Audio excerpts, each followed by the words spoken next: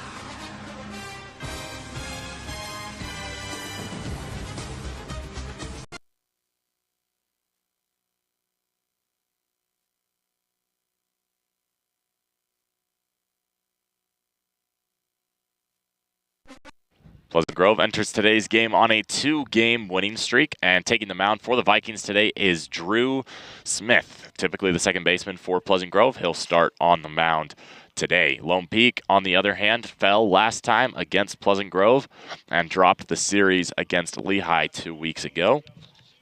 They come into this game with a record of 11-9, 5-5 in region play. Their last series last week against Westlake, they swept the Thunder, and then prior to that, they got swept by Lehigh. And they lost the first game yesterday against Pleasant Grove. Taking the mound today for the Knights is Grady Slesk, the sophomore, 4-0 on the season with a 2.62 ERA. And he will start for the Knights. For Pleasant Grove, their lineup going 1 through 3. Drew Smith leads it off, even though he is on the mound today. He'll start at the plate as well. R.J. Wilson, Tua Wolfgram go 2-3. C.J. Anderson, Mason Henry, Gabe McCoy go 4-5-6. Slater Scout, Cale Dunn, Noah Brady rounded off 7-8-9. Jacob Baxter, the designated defender. He'll be playing short today and will not bat unless, it could change later in the game, but with the current lineup, he will not bat. So Smith, Wilson, and Wolfgram will lead off the game for Pleasant Grove against Slesk next on PGSN as we take a step away for the national anthem.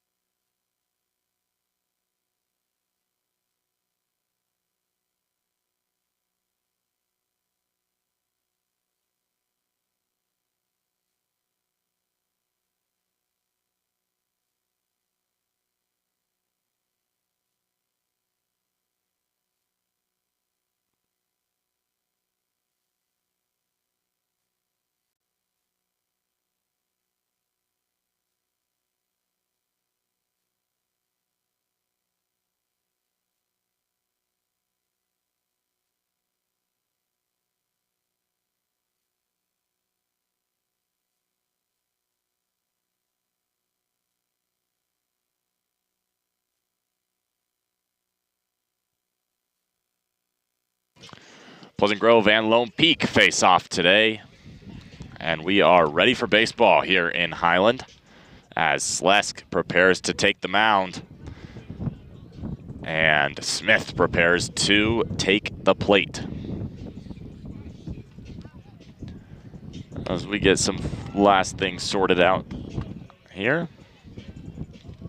It's a good day for baseball here. A little cold, a little windy, but a sunny day, hovering around 50 degrees.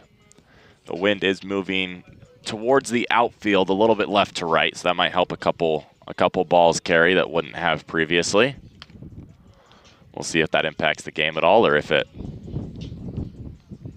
just, you know,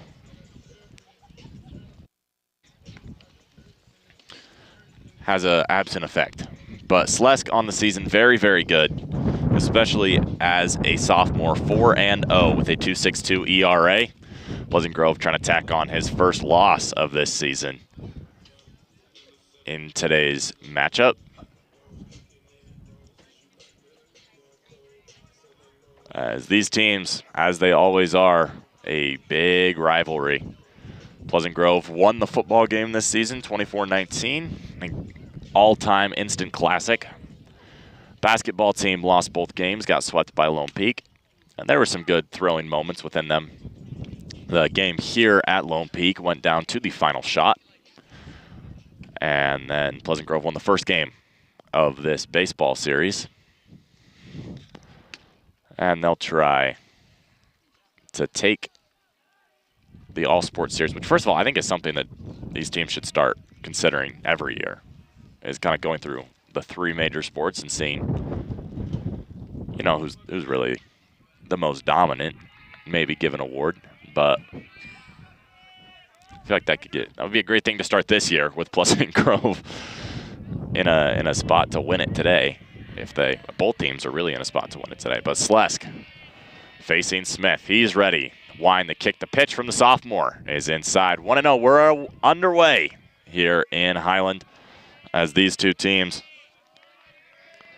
are ready for another chapter, or another paragraph, really, in a storied rivalry. That pitch outside gets brought back in. Count 1-1 now.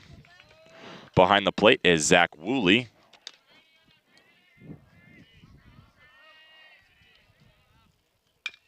As Smith fouls that one back, count moves 1-2.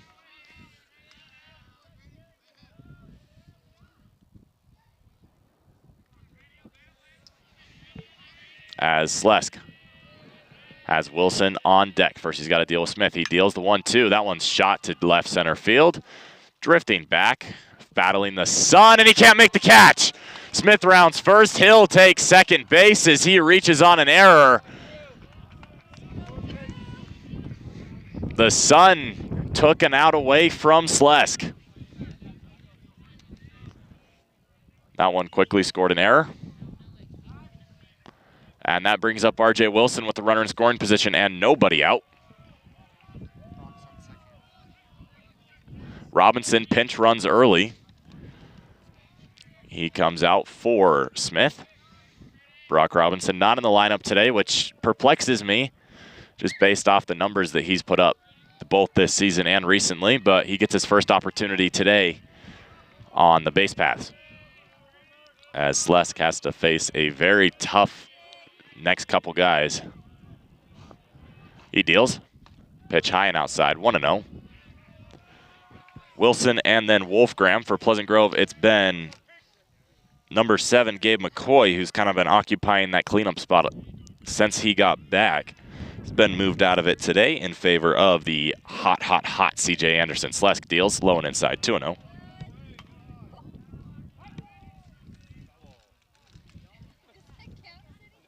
That one hit Wilson's bat on the throwback.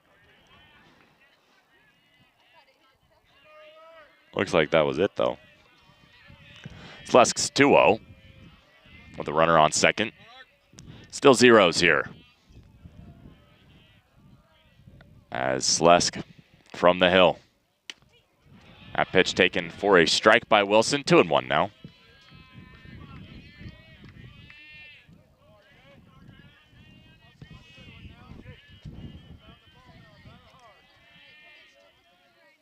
As a 2-1 count for Wilson early in this one. He's been good this season. Very, very good.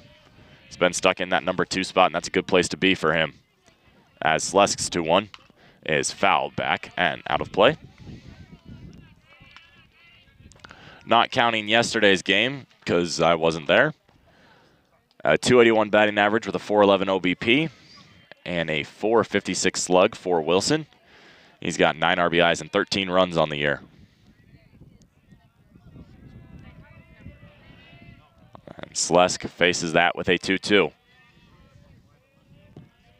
He deals outside. Count moves full to Wilson.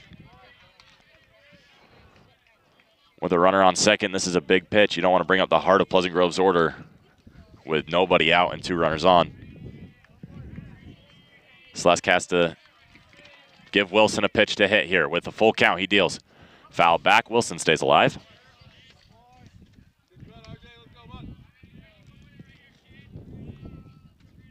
As Slesk will do it again. Full count pitch, nobody out. 1 man on, he reached on an error. It was Smith who made contact and reached, and then Robinson's pinch running for him now.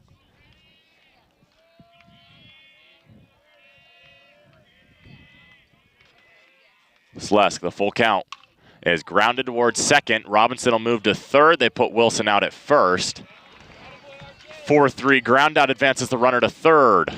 And that brings up Wolfgram.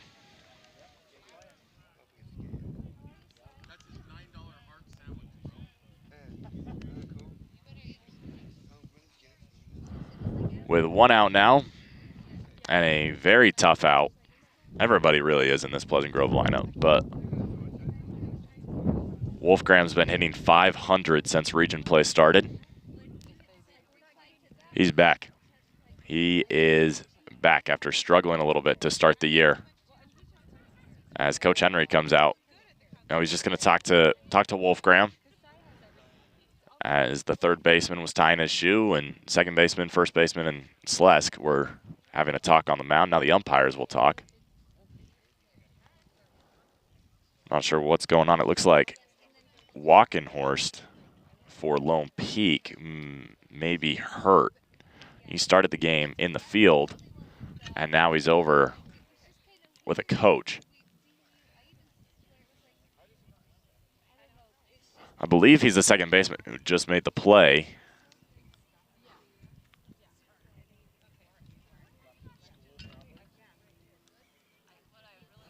He's talking to coaches right now. And now an umpire, Slesk, the catcher, and the first baseman are talking on the mound. Wolfgram just wants to step in.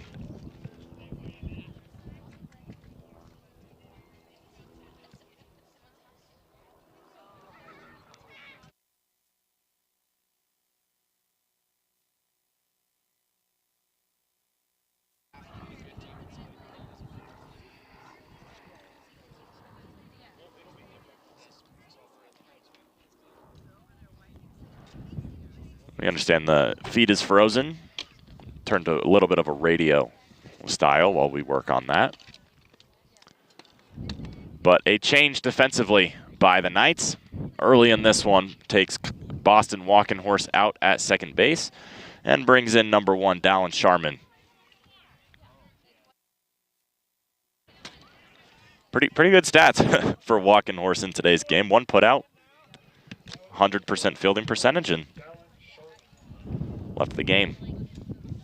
Hopefully he is okay. Not sure what the issue is.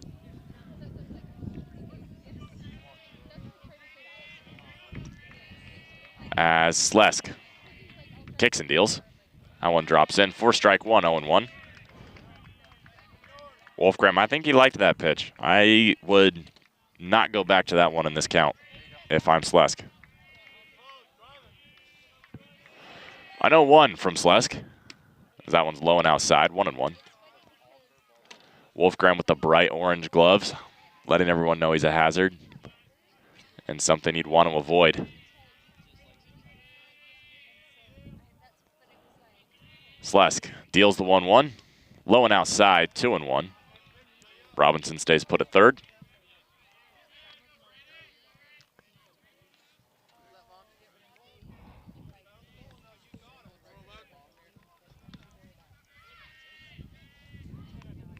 Wolfgram receives a 2-1 in the dirt, 3-1 now. The left-handed C.J. Anderson is on deck. He has been huge for Pleasant Grove within the last couple weeks. And he'll get a chance at the plate after Wolfgram. The 3-1. Drops in there. Count moves full. Wolfgram didn't necessarily like it, but he'll have to take one more. Full count pitch, 1 out here in the top of the first inning. We're still not at up a 0. Pleasant Grove threatening. Robinson dancing off third as Slesk deals. In the dirt, Wolfgram takes a walk. And now there's 2 runners on. Not a bad way to start this game if you're Pleasant Grove. Smith reaches on an error as Wilson advanced the runner to third. And now Wolfgram on first puts runners on the corners. And Lone Peak in double play depth as they'll try to end the inning with Anderson. But Slesk has got to make a pitch as he kicks and deals. Anderson shoots that one to the outfield, and it will be over the head of the right fielder. Wolfgram dances around second. He's going to third. Anderson stays put at second. It's runners on second and third, and a run scores. Brock Robinson, welcome home, as Pleasant Grove takes a 1-0 lead in the top of the first inning with only 1 out and 2 runners in scoring position. And boy, is there another dangerous guy at the dish now, Mason Henry, as that one scored a hit for Anderson. An RBI double.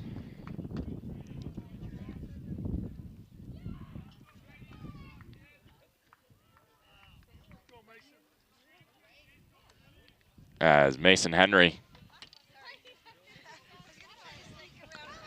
gets ready to step in, facing Slesk. Just got a 2.62 ERA on the year. Pleasant Grove threatening early. 2 runners in scoring position, only 1 out. They've already plated 1. Gabe McCoy on deck. He's got to face Mason Henry now. Time called at the plate. Slesk might be thought he already started his windup. But time given to Henry.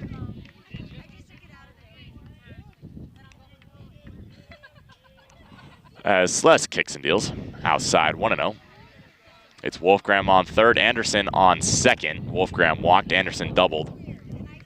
And that double brought home Robinson, who was pinch running for Smith. So a lot of action early. Walking horses left the game for Lone Peak in favor of Schramm. As Henry shoots that one, it's high. It's foul, just barely foul. I don't know if you could have put a ruler in between that ball and that fence. But for Henry, he's going to stay alive with a 1-1. Pleasant Grove jumped on Lone Peak in the 6th inning yesterday, scored 7 runs to end that game after 6 instead of the usual 7. And the offense has continued to be hot as Slesk deals the 1-1. Henry swings over at 1-2. That's a pitch he doesn't think he's going to miss again. As Slesk now up in this count, 1-2. He's got to get a big out here before moving on to the center fielder, Gabe McCoy. As Slesk, the wind, the kick, the pitch. That one outside, 2-2.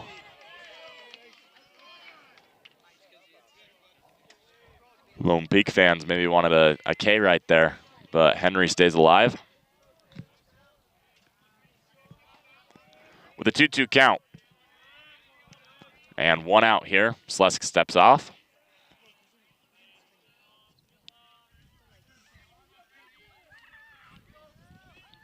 Henry was huge in Pleasant Grove's win over Lehigh in the series finale. As he takes a pitch outside, count moves full. It's the last game we've got stats for currently.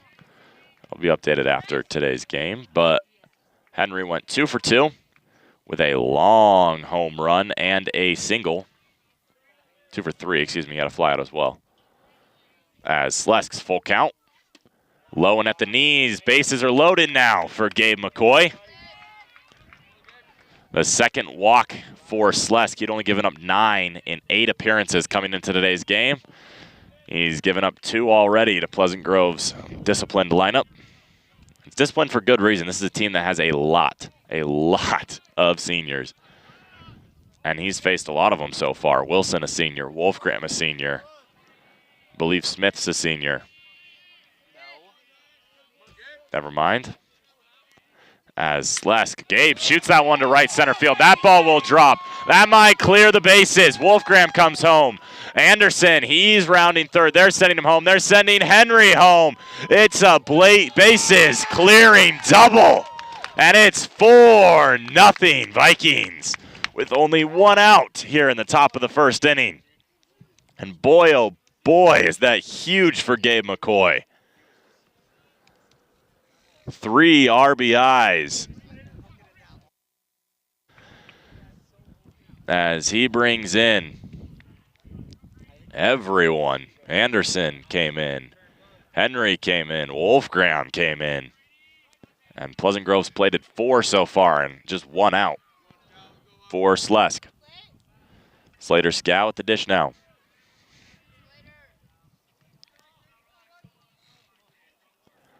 McCoy now the man on second. Pleasant Grove's just kind of been switching that role throughout this inning. Scow swings and misses. 0-1.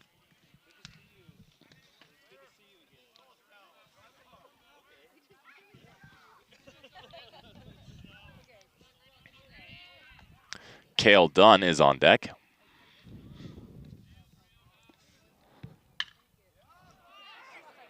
As that pitch skied towards center field. That one is caught. McCoy will stay put on second. The second out of the inning for the Knights. Scow made good contact, but ultimately didn't get it to drop. As Dunn comes up, he's playing in left field today, a position, unless he did it yesterday when I wasn't here. I don't think he's played that yet this season. Usually a catcher for Pleasant Grove, but put in the field today as Slesk deals. Low and inside, 1-0. The big thing for Dunn, putting Dunn in the outfield, though, that confuses me is you take Robinson out, who's a traditional outfielder, as Slesk awaits the 1-0.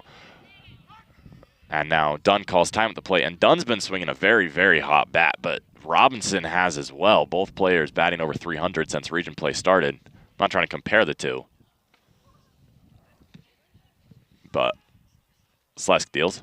Dunn takes inside and called a strike, 1-1.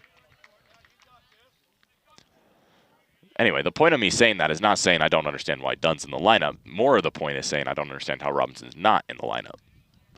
Dunn has more than earned his spot. As Slesk's 1-1. With McCoy dancing off second. Slesk deals. That one drops in there for a strike, 1-2. With 2 outs here, Slesk trying to get out of a messy first inning. Lone Peak already down 4-0. They haven't even stepped to the plate yet. Pleasant Grove's going to try to end this one quickly, just as they did yesterday. Dunn at the plate. He's got a 1-2 count. Slesk on the mound. He's trying to end the count. Slesk deals. Outside, rings him up. And that does it for Slesk here in the first inning, but not before Pleasant Grove puts 4 on the board. 2 hits, 1 error, 2 walks, 4 runs scored for Pleasant Grove as they've got a 4-0 lead heading into the bottom of the first. We'll step away.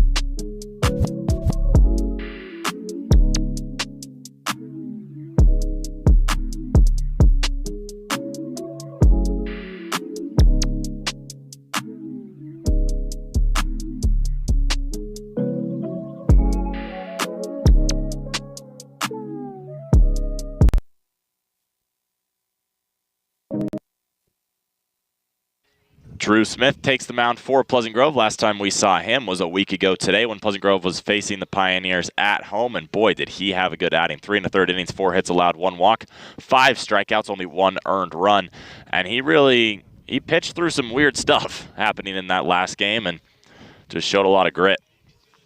And he opens the game on the mound for Pleasant Grove today. I believe it's his first start.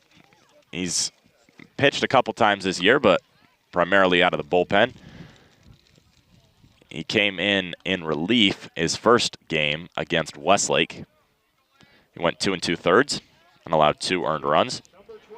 So on the year, looking at his big numbers, 6 innings pitched for Drew Smith with a 3.50 ERA, 2 flat whip.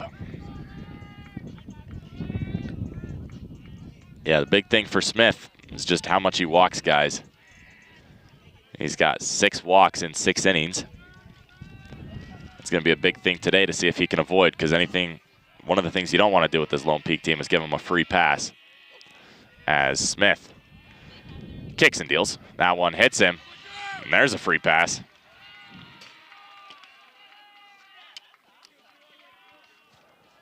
Now batting number 27, Landon Fry.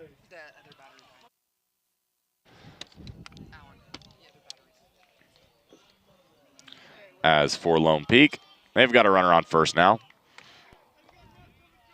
Broadcast is frozen again, so we'll switch over as we try to get that sorted out. But the man at the plate now for the Knights is Landon Fry, as Smith deals. That one's shot towards right field. Coming up and making the catch for Pleasant Grove is Slater Scow, as it's Lance Pettit who's on first. So 2 pitches and 2 results already for Drew Smith. 1 hit by pitch and 1 fly out.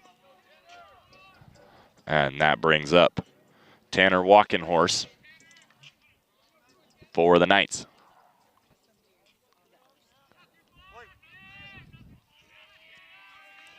As Smith stares down, kicks and deals. All right, curveball goes outside, 1-0.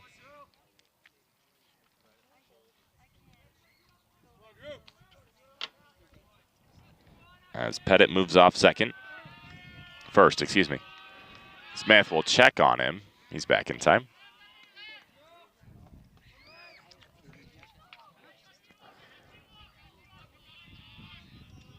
Smith now deals the 1-0. That one fouled back, 1-1. Smith typically plays second defensively and does a very good job. And with the bat hitting leadoff, he opened today's game reaching on an error, and that man would eventually score. It was Robinson who came in to pinch run. That pitch high, 2-1.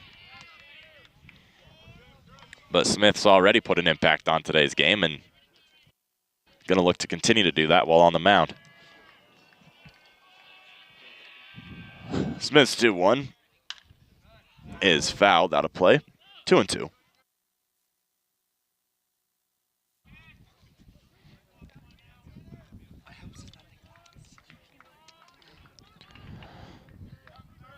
So it's Tanner Walkenhorse who's up now. He's a captain of this team.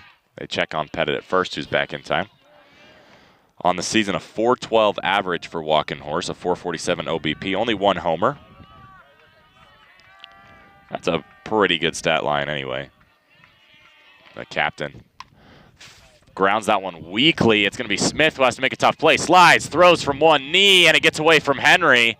The runner, Pettit, advances to third, and he'll take a big wind around third before heading back. So there's runners on the corners now with 1 out, as that scored a hit. A weak hit. Very weak infield single, but any way you can get on, you're on. And that brings up Bowen Barnes, the sophomore, who also happens to be, and this has got to be a huge honor, another captain of this Lone Peak team is a sophomore. Smith with runners on the corners, 1 out. He deals in the dirt. Wolfgram makes a diving stop.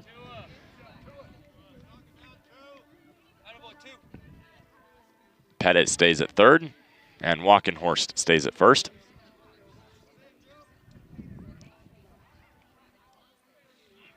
A 1-0 count for Smith.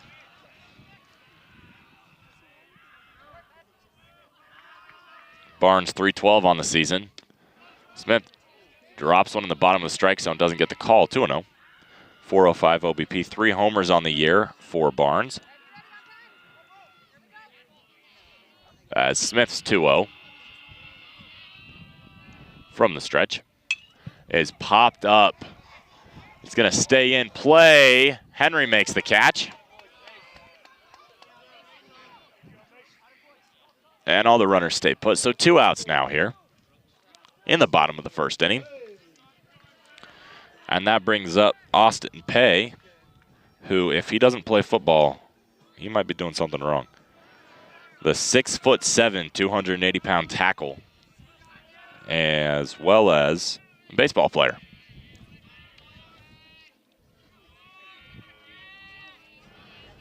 Two outs here as Pay, a multi-sport athlete.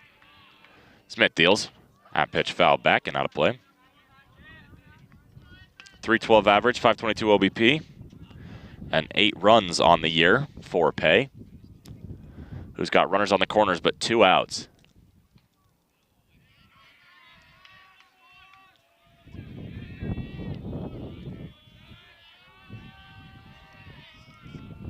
As Smith deals outside, 1-1.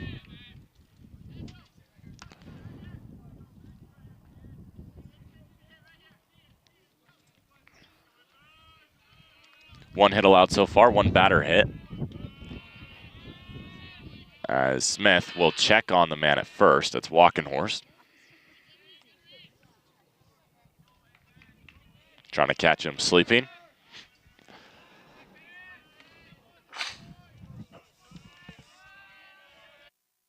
Smith's 1-1. Hits another man. The second hit batter of the day by Smith. As that one going high and tight. Pay might have just not noticed it. You wouldn't know. Wolfgram is going to come out and have a talk with his pitcher.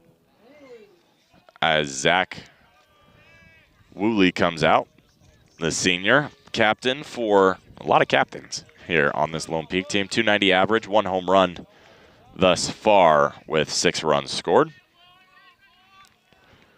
Smith's got the bases loaded here, but he's got 2 outs in the bottom of the first.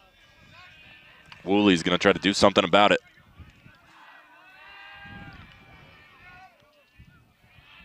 As Smith likes the call from Wolfgram. Now he kicks and deals. There's a strike on the outside part of the plate, 0-1. It's Pettit on third, Walkenhorst on second, Pay on first for the Knights. Woolley's at the dish.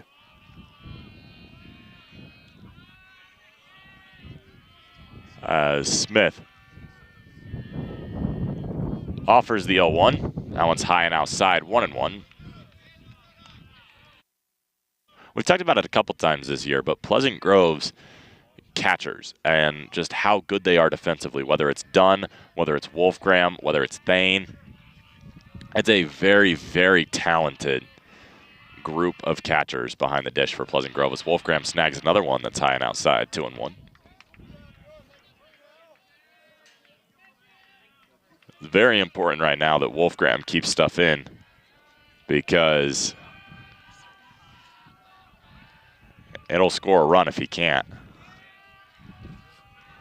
As the 2-1 for Smith, he deals. High and outside again, 3-1 to Woolley. Pleasant Grove went outside to open up this the count for Woolley. He took a good strike and then has taken 3 straight high and outside. Smith's got to put one in the zone here, 3-1. Cut on and missed. Count moves to full. A payoff pitch here in the bottom of the first inning, and there's no bigger payoff pitch unless it was in the bottom of the 7th. Bases loaded, full count. 2 outs, bottom of the first. Pleasant Grove trying to defend a 4-run lead. Smith kicks and deals. And he walked him. A borderline pitch goes Lone Peak's way. Pettit comes in to score. It's 4-1.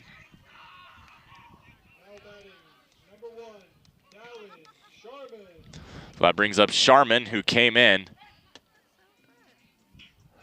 And they're going to pinch run as Woolley exits. And a man, Trey Robinson, comes out of the dugout for the Knights. So both teams, pinch runner Robinson first. Pleasant Grove's came around to score. Lone Peak's hoping the same thing because they'll have the lead if he does.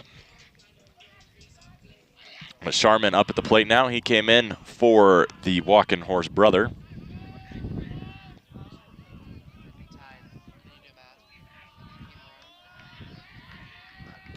As Smith deals high, 1-0.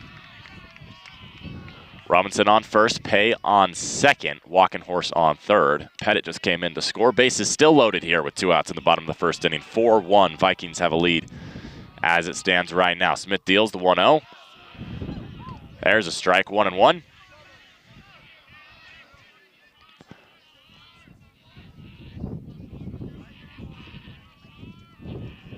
Smith's 1-1 is fouled back. 1-2 now with 2 outs. That one goes to the parking lot. That one goes to the outfield to throw back to the pitcher, Smith. Could have been dangerous.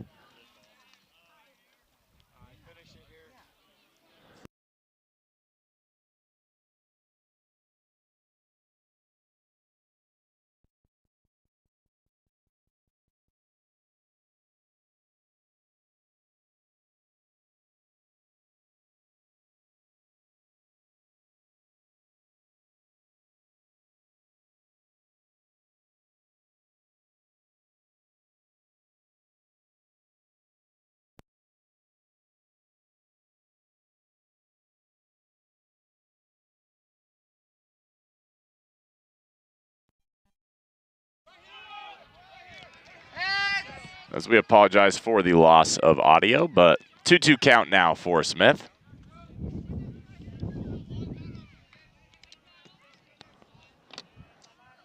As he's up in this count, 2 balls, 2 strikes, 2 outs here in the bottom of the first, but not going quietly.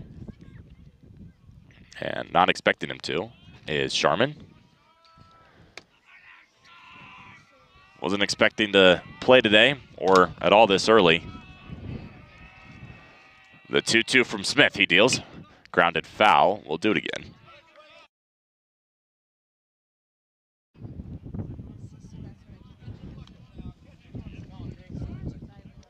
Ducks on a pond here for Pleasant Grove.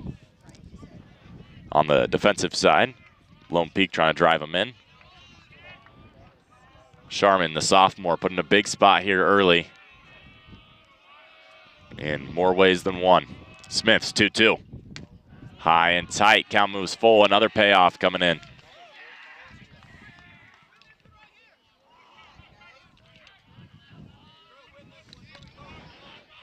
Three balls, 2 strikes, 2 outs. Bases loaded for Smith here in the bottom of the first. The right-hander deals. Inside, walked another one. And it's 4-2 now. As Coach Cap comes out of the dugout. It's the other pitcher, Grady Slesk, who's going to take the plate now. But Cap's going to have a talk with his pitcher.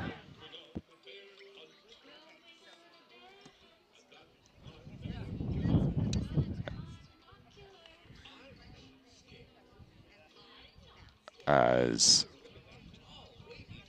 Smith still trying to defend a lead. It's 4-2 Pleasant Grove. Lone Peak's got the bases loaded. And Grady Slesk could really help himself out if he has a good plate appearance here. As Lone Peak motivates Smith, letting him know he's got to go through it.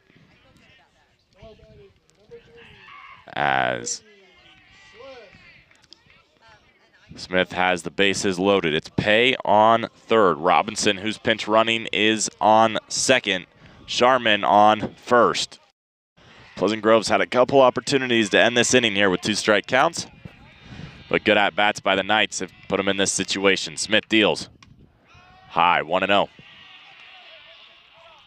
We saw Smith really fight through adversity against Lehigh last week. He's put himself in a spot where he's got to do that again today. 1-0. For Smith, who deals. That one lined up to center field. That one's going to drop. There's a base hit. McCoy gets behind it. He holds runners to first and second, but 2 runs score. We've got a brand new ball game here in Highland as Pay comes in and Robinson comes in. It's runners on first and second now with 2 outs and a 4-4 game.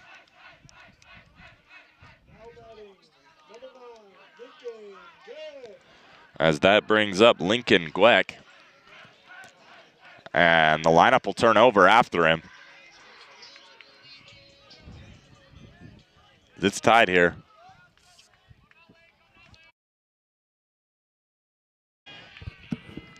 Smith. 2 outs here, just got to get 1 man down. Gweck sends that one to center field. That one's going to drop.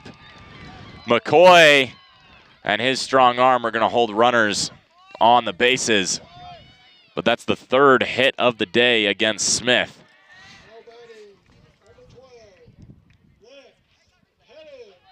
And Lance Pettit, who opened up today's game, getting hit by a pitch. He's only seen 1 pitch. He felt it too.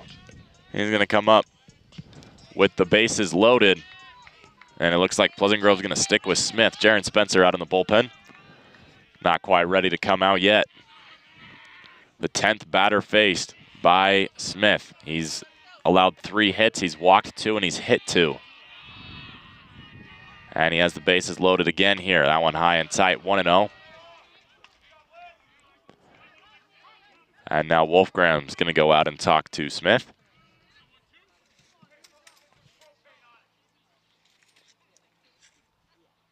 And the whole infield comes in. Wilson, we talked earlier about how you don't want to allow any free passes to this Lone Peak team, and he's up to 4 today. And that's kind of been what's plagued him. 2 walks in big spots at full counts and walked back-to-back guys. And now down early, just 1-0 against Pettit. Smith really got to lock in here with a 1-0 and 2 outs. Smith, he's going to go to first. Henry, it gets past him. Runner from third comes in, and the Knights have the lead.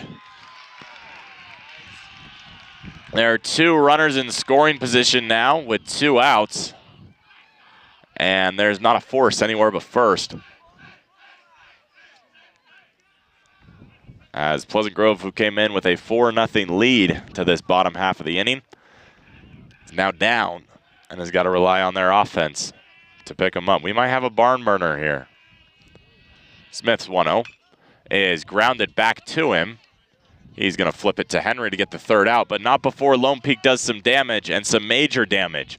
It is 5-4 after 1.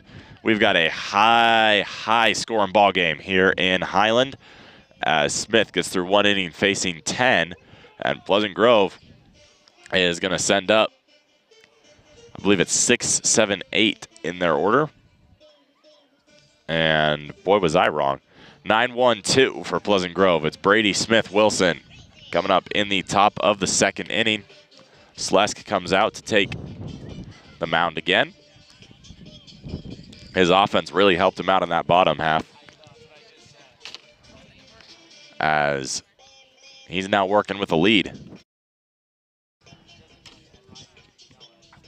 Slesk, he's struggled so far today, but been put in a good spot to just shift his entire start around. If he can have a good inning here, then you feel really good about where he stands. That's one of the reasons he's 4-0 this year, with a 2.62 ERA. That ERA will be much inflated. Well, not much inflated, but it'll be higher after today, regardless of how he pitches the rest of the way. But Noah Brady going to lead it off for Pleasant Grove. And then he's got Smith and Wilson behind him. Pleasant Grove's lineup will flip over early. As Slesk winds, kicks, pitches. There's a strike. 0-1 to Brady. Again, I was not here yesterday, so these stats may be wrong if Brady played yesterday. But Brady shows bunt, lays it down the first base line. He's hustling. Weird hop, but still just barely gotten in time as Slesk makes a great play. That was a really good bunt for Brady.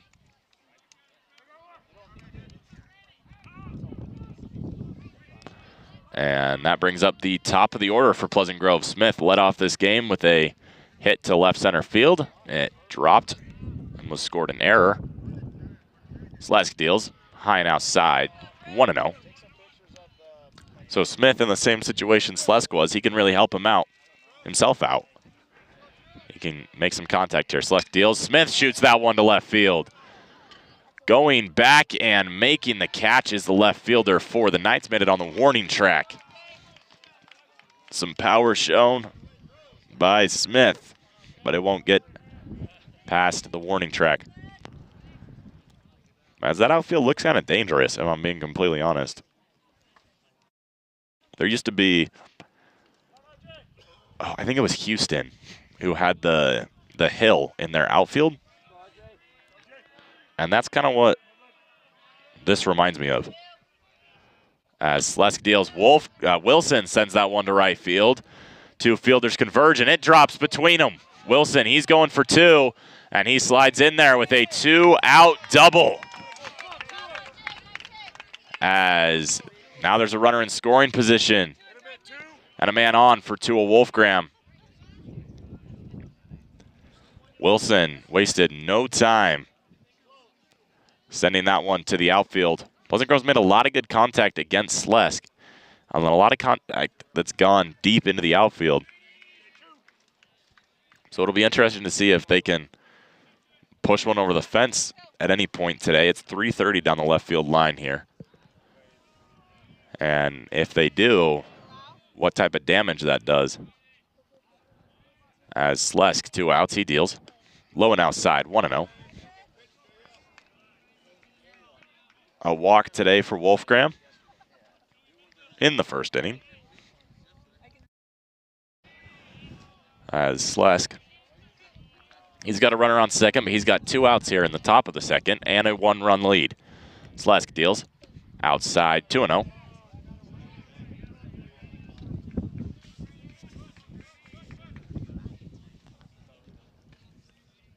As Slesk throws this one back, he's going to switch balls. I do see there's a lot less of that happening now, as they're just going to intentionally walk him. That's a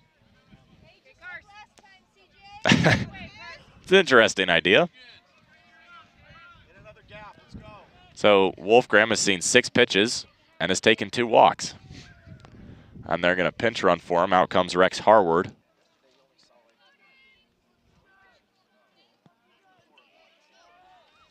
As Slesk comes up now against C.J. Anderson, who's been swinging a bat made of fire. Slesk deals 2 outs at the knees low, 1-0. To Anderson.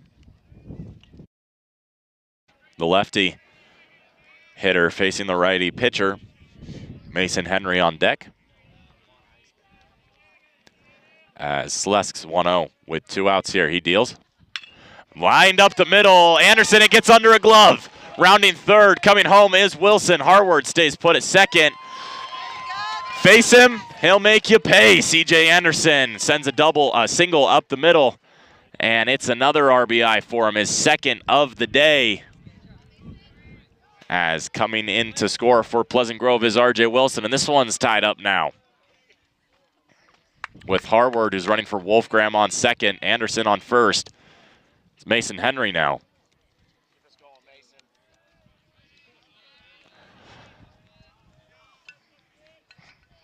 As Slesk deals. There's a strike, 0-1. I'm not saying that Wolfgram is an easy hitter, but I don't understand the concept of intentionally walking him there. I get that you're already down 2-0 in the count if you're Slesk. As Henry waves at 1, count moves 0-2. You're already down 2-0 in the count, and that's probably what spurred it, is he's got to give Wolfgram a pitch to hit. And you don't want to give Wolfgram a pitch to hit because he could have given Pleasant Grove the lead if you give him a good one. But Anderson's not a guy you want to face either, and he made you pay. Now he's got a chip on his shoulder as Slesk deals in the dirt. 1-2. Brains all over the place. Flew in from California this morning.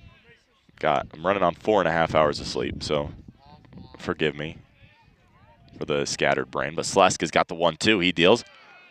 Runners go. Throw to second. Splits 2 guys. Coming in from third is Rex Harward. Pleasant Grove. How's the lead feel? Again, after they took it in the top of the first inning, they take it back in the top of the second inning. It's 6-5. We've got runs here. 11 runs scored here. 8 total outs.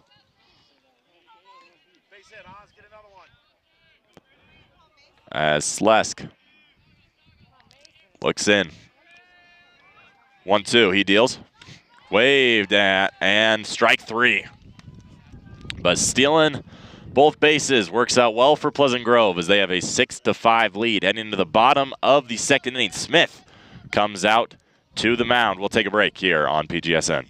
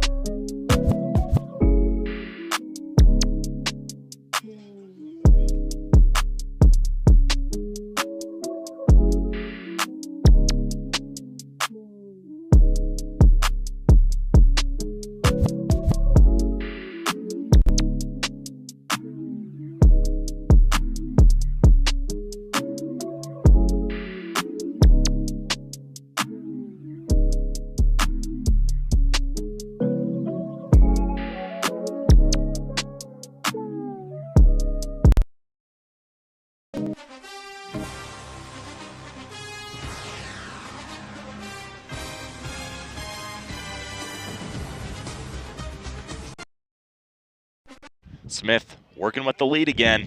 6-5 Pleasant Grove, but facing the heart of the night lineup.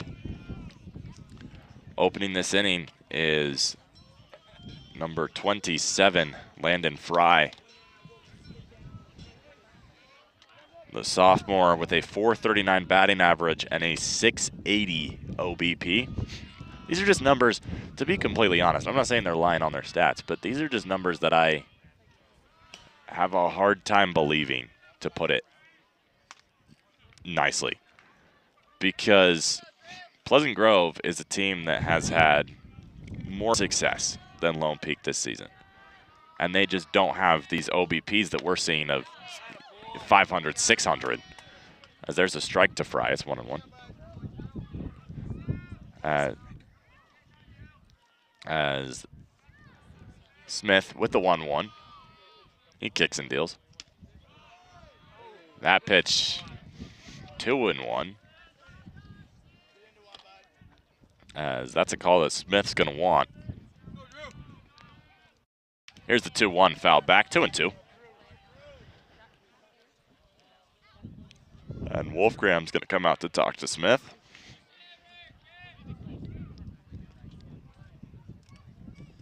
Work through what they want to do, both versus Fry, and then against the next guy, Walkenhorst, Tanner Walkenhorst.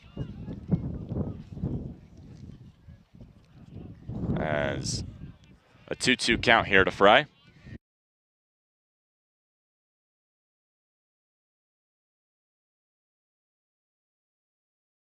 The 2-2 from Smith. Cut on and miss. Strike 3, his first K of today's game. To open up the second inning, Pleasant Grove throws it around the infield. As that brings up Tanner Walkenhorst. As he steps in, he's a dangerous hitter. Big power guy. as you could probably guess, by just the sheer size. As Smith starts him high, 1-0.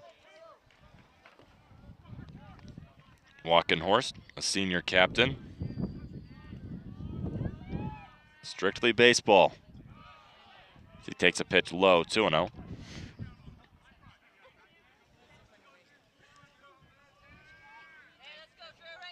The 2-0 count. Smith to Walkenhorst. He deals. That one line to third. Wilson can't put a glove on it. Dunn gets it in the outfield. There's a single.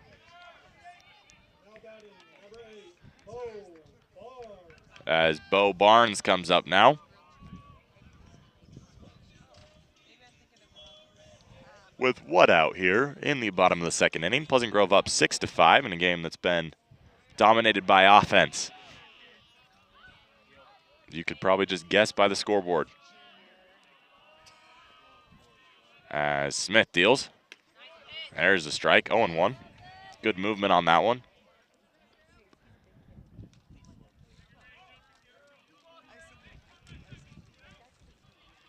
As Smith's 0-1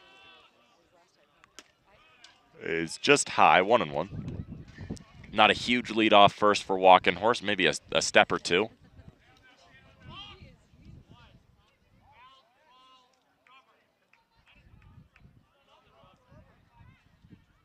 There's a balk. Moves Walkenhorst to second. As Smith saying, I'm not on the rubber. As you, like, it may seem small, but you don't want that balk at all. That puts a runner in scoring position, takes the double play off, eliminates a lot of good things for Pleasant Grove. I mean, you never want to give a guy a free base, but call's going to stay the same. So Walkenhorst moves up to second, and that's going to change Pleasant Grove's infield alignment.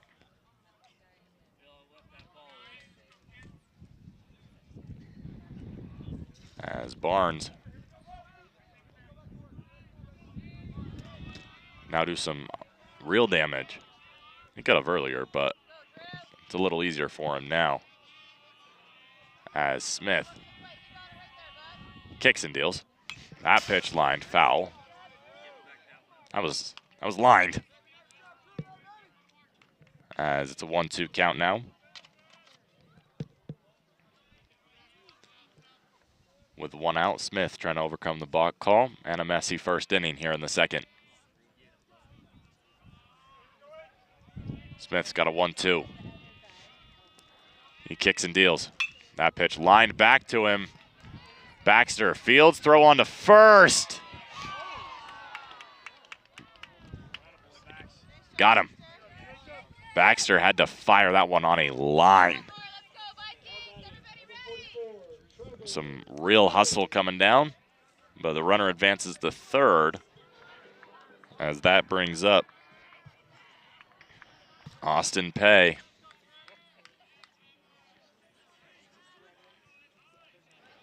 So Pleasant Grove's got Mason Henry, who's a very big body, and I'd be scared to get in a fist fight with.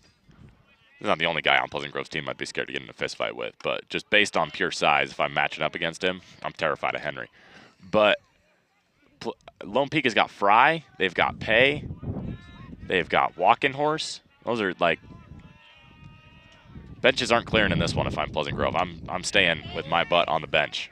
If anything weird happens in this one, I am too scared to come out of the dugout. As Smith's quickly up 0-2 in this count against Pay. Runner on third is Walkenhorst. Smith's 0-2. Kicks and deals. High, 1-2.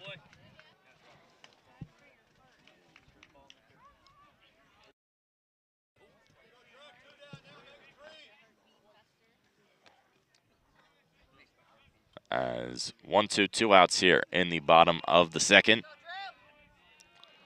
Smith's 1-2. He deals. That one lined foul. We'll do it again.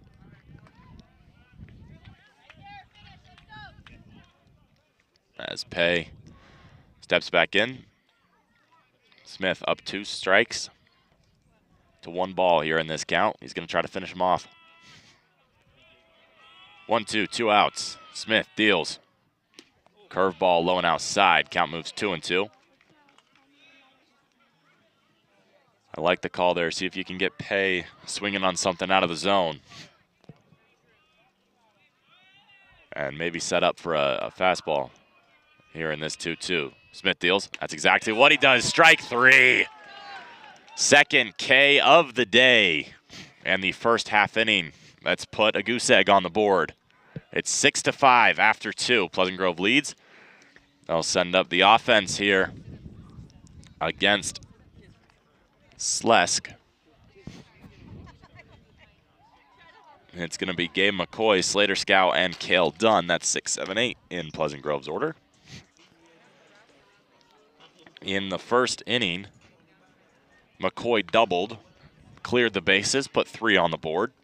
Slater Scow flew out, and Cale Dunn struck out in the first inning.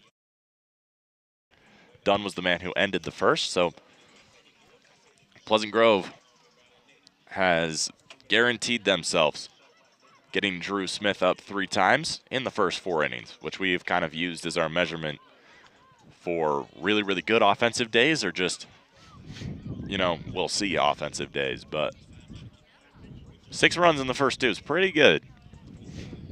Pretty good's an understatement for that. As they're facing a very good pitcher in Slezk. And they've gotten to him early. A 5 spot put up in the bottom of the first. It's kept this game very close. As Gabe McCoy gets ready to take the plate. The right-hander, who was the first-team punter for the football team. It's not all he did, but he was pretty good at it. As Slezk will open up this inning against him. Man on the mound for the Knights. He kicks and deals. Cut on and missed. McCoy swung over it. Slezk's got that pitch that kind of dives late. It's gotten a couple Vikings to offer and miss. It's kind of a pitch they've been in between on, both timing-wise and where to put the barrel. Slezk's 0-1 is lined to third. He slipped, but the throw on to first is in time. He didn't make it easy for himself, but Barnes gets the put out to get the first out of this inning. Had a good exit velocity. So things are looking up for Gabe McCoy. Hopefully he can continue the climb. Slater Scow, who flew out in the first inning. Up here in the top of the third. Slezk deals. There's a strike. That one drops in the zone.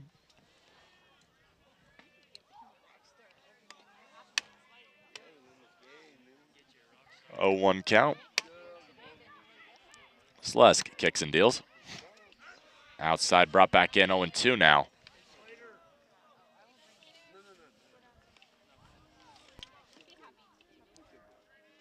Scow in right field today defensively. Slezk's 0-2 is in the dirt, 1-2.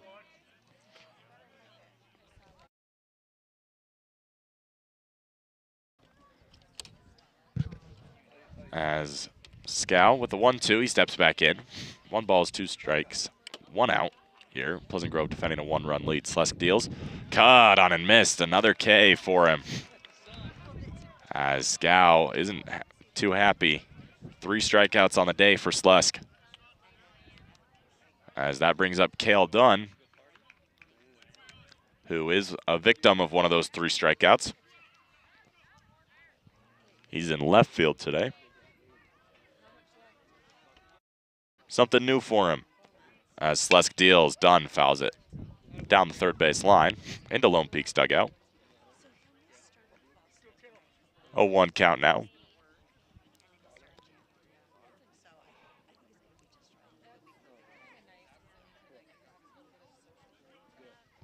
That ball had some serious pinball action as it ended up in left field. Slesky deals the 0-1, cut on and missed. That's a very, very good. I'm going to call it a changeup. It might be a curveball, but I'm going to call it a changeup. And it is very, very good from Slesk. The mix between the fastball and the changeup. Here's the 0-2. That one's in the dirt, 1-2. That mix between the fastball and the changeup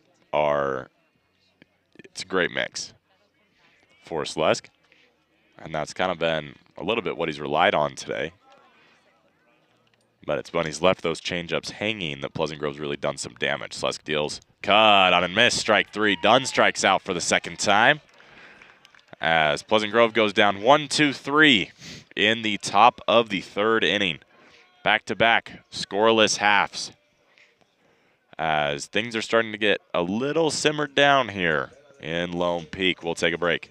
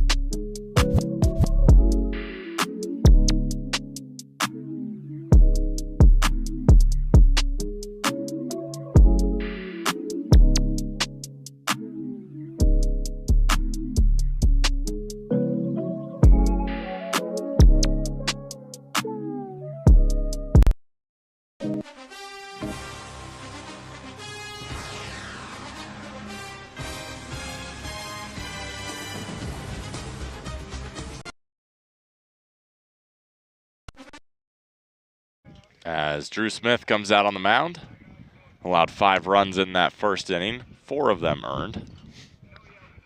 And then a scoreless bottom half of the second. He's going to try to do it again here in the bottom of the third. 4 hits for both sides. Lone Peak with 2 errors. Pleasant Grove clean so far defensively.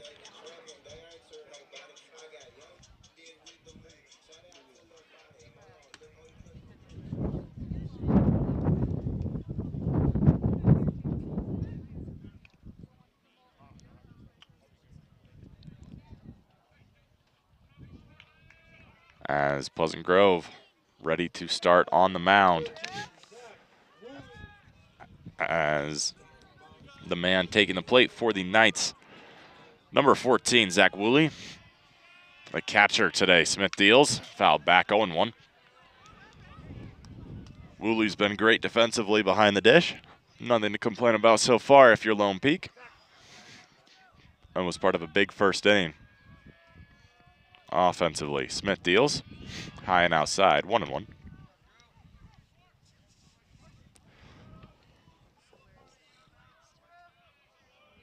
As Smith's 1-1. He rocks and deals. There's a strike, 1-2. Just a fastball placed in the zone.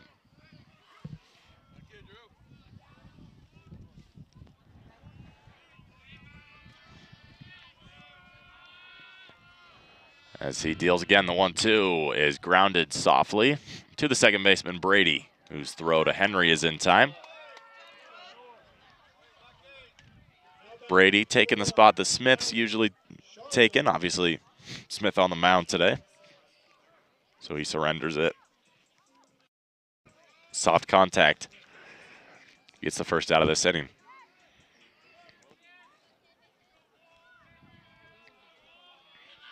As Smith on the mound, kicks and deals. There's a strike, 0-1. As he drops a fastball in there. Fastball looks a lot better here in these last 2 innings than it did in the first. As there's one that got away from him.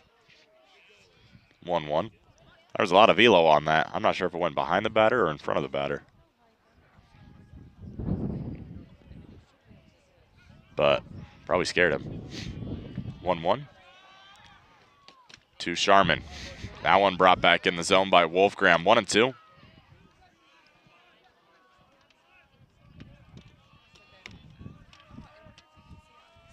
As Smith, 1-2 count, 1 out. to Sharman. He deals. Gets past Wolfgram, 2-2.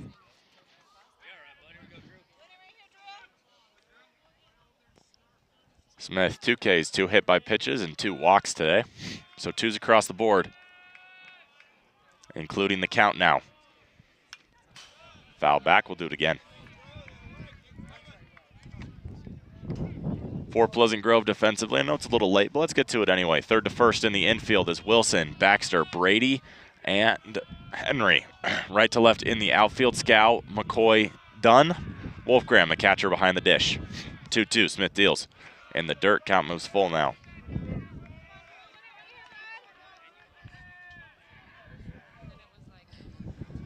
As full count with 1 out here in the bottom of the 3rd inning. Don't want to give another free pass. Issued too many of those in the 1st. Smith deals the full count. Walked him. 3rd walk of the day for Smith in that 3rd inning. And that brings up Brady Slesk. The man on the mound put in another opportunity to help himself out with a runner on and 1 out. Pleasant Grove's infield double play depth, trying to turn 2. Something I don't know if I've seen this year. I know Pleasant Grove's done it, but I don't know if I've seen them turn 2 yet this year. As Smith deals a curveball that looked like it dropped right into Wolfgram's glove where he wanted it. Maybe crossed the zone a little too high. Want to know.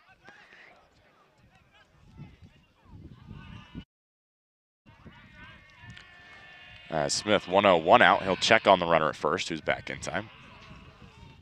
Sharman came in the game for the, we're assuming, injured Boston Walking Horse, the freshman. We hope he is okay. If it is an injury, I mean, we hope he's okay regardless. But that pitch cut on and missed by Slesk at the plate. 1-1. Sharman walked in the 1st as part of that 5-run inning and walked in the 3rd. So pretty good day for a guy who was a late addition to the lineup. It was very late. Smith's 1-1. He kicks and deals. And there's a curveball that's outside, 2-1.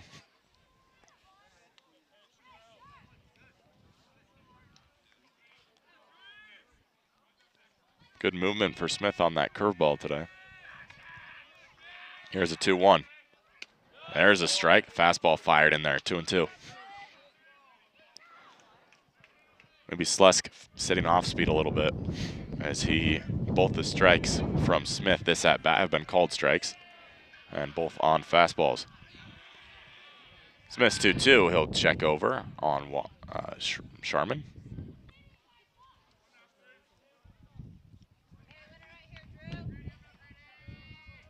Two balls, 2 strikes here in the bottom of the 3rd. Smith deals that one, shot to right field, goes out of play. 2-2, it stays for Slesk. Pitcher on pitcher, righty on righty.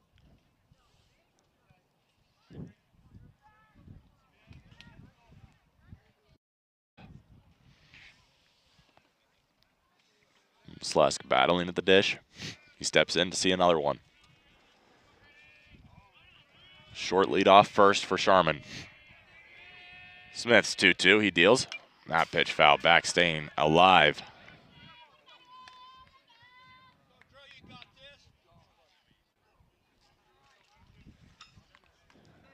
As Smith has had to put his shoulder to the wheel. He deals. That one lined foul towards Pleasant Grove's dugout.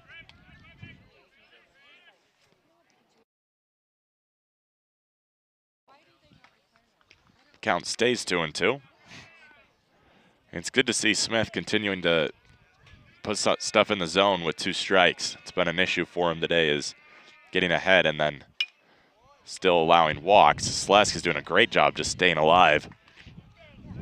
He's got to be a pitcher and a hitter that teams hate to face.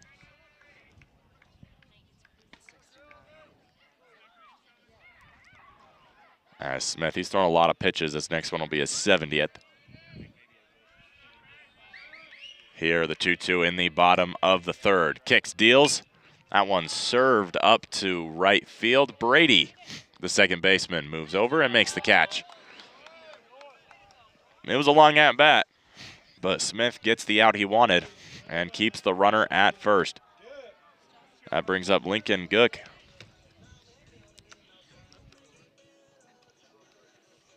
As Smith steps back on the mound. Sharman left on first here with 2 outs. As Gook, the lefty, at the dish. Smith deals to him. That one lined to Brady, who it bounces off the heel of his glove. Throw to first, not in time. There's runners on first and second now. Now batting, number 12, Lance Pettit. Is American Fork doing what everyone expected against Westlake? Westlake has struggled, to say the least, so far in region play. They're on an 11-game losing streak. Skyridge and Lehigh tied up at 5. As Smith deals, there's a strike. 0-1 to Pettit. There's runners on first and second now.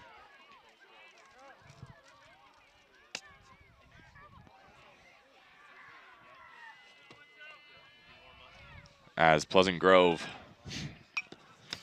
has an 0-2 count now. They're up 6-5 here. They're trying to take the season series against Lone Peak. They won the first game by a score of 10-0 yesterday, and both offenses came to play today as it's 6-5. Smith deals the 0-2, 1-2 now. Smith wanted to walk off the mound there, and they won't let him. So he's going to have to throw another one with a 1-2.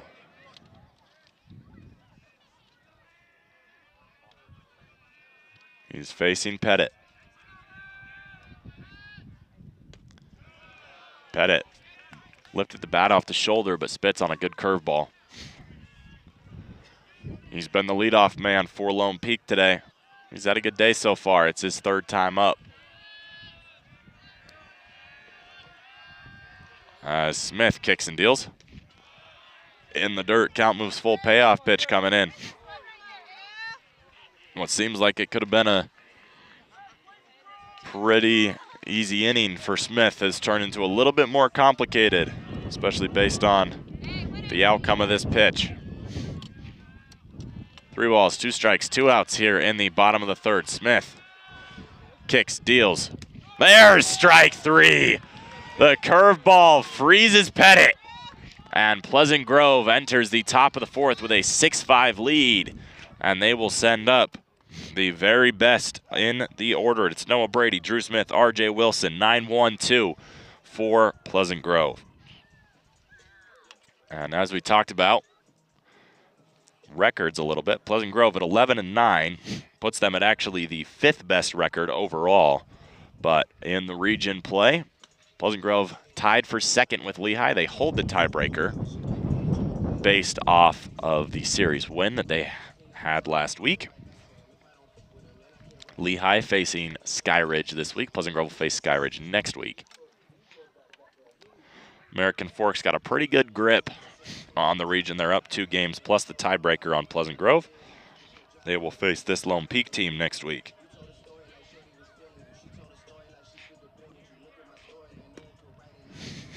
I don't know if that's true. I feel like they already played them.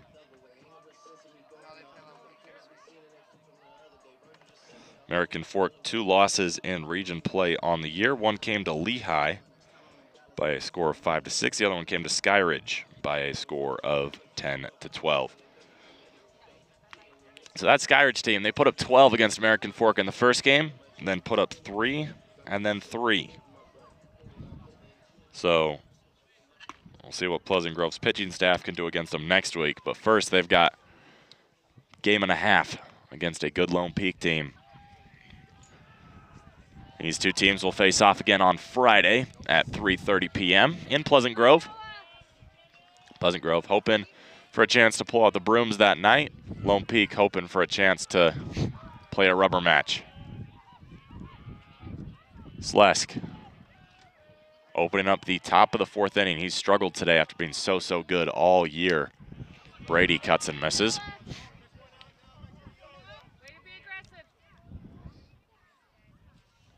5 runs earned by Pleasant Grove today, as Brady is ahead of it again, 0-2.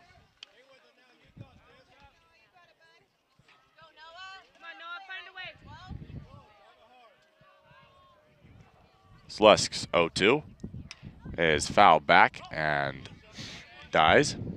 Count will stay 0-2.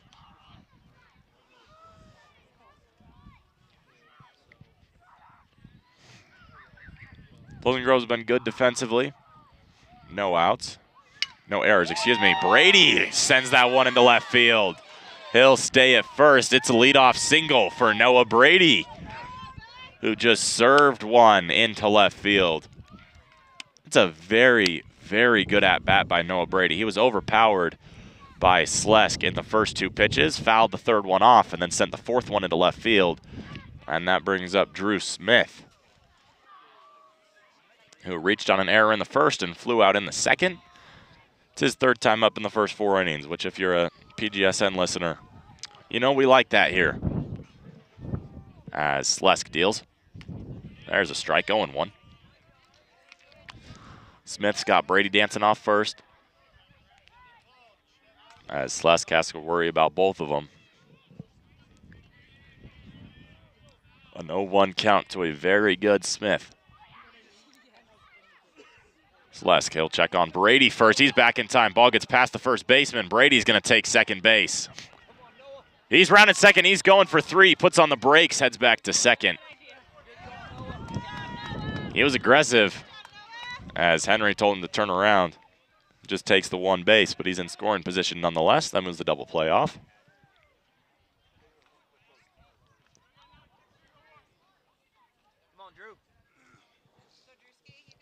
So Drew Smith now 0-1. Might be a spot to bunt and move the runner to 3rd before bringing up the heart of the lineup. But Drew's a very good hitter. Might let him swing away. Slesk on the mound. Has an 0-1 and a man on second.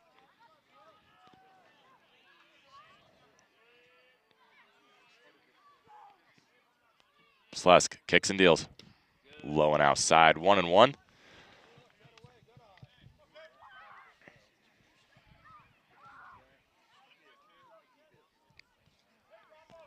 Smith steps back in. He sent one to the warning track in the 2nd.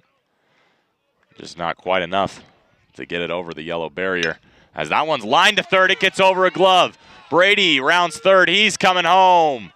And Pleasant Grove now has a 1-run lead. It's an RBI single for Drew Smith, as Pleasant Grove extends the lead 7-5. I think I said that wrong. You said 1-run lead.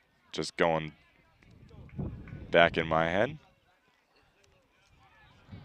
But regardless, Pleasant Grove with a 2-run lead now with RJ Wilson and a man on, which usually isn't a very good equation for opposing teams. He's doubled and grounded out today, Wilson has. Dual Wolfgram on deck here with nobody out here. We're in the top of the 4th inning. Pleasant Grove 2-run lead. Robinson comes out to pinch run. Wilson grounds that one off his foot. It's foul.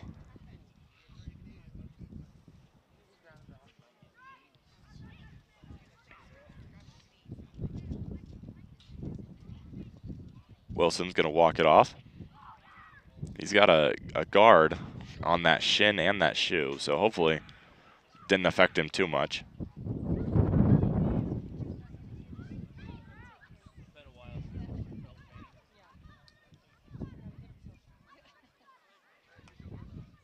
An 0-1 for Wilson, as he is going to talk to Coach Henry before he prepares to step back in.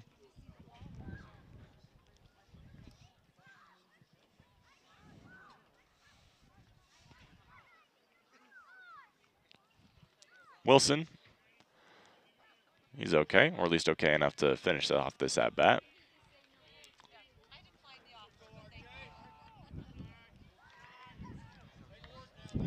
As Slesk has settled down after a rough first. He deals outside, 1-1.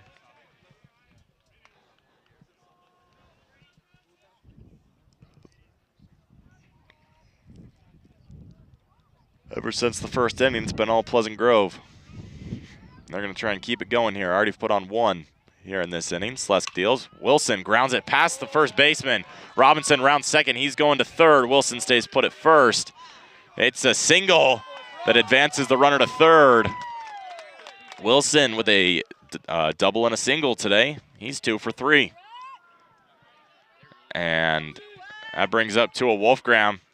Manager's out of the dugout.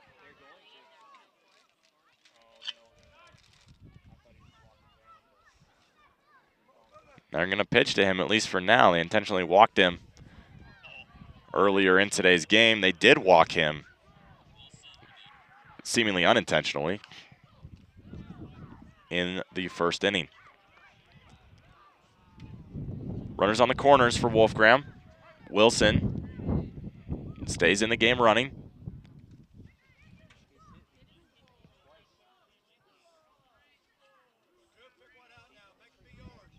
As Slesk. Runners on the corners, nobody out. That's why you can't walk. You can't walk Wolfgram. As Slesk has one that darts under the bat of Wolfgram. It's been that pitch that's been so good today. And it's been the one he's relied on. He went to it early, which is a risky thing to do. Because if Wolfgram saw it well and you try and go back to it, he could send it over the fence. Slesk deals. There's a strike. 0-2 up quickly. I don't think Lone Peak's thinking of intentionally walking him now that he's down 0-2.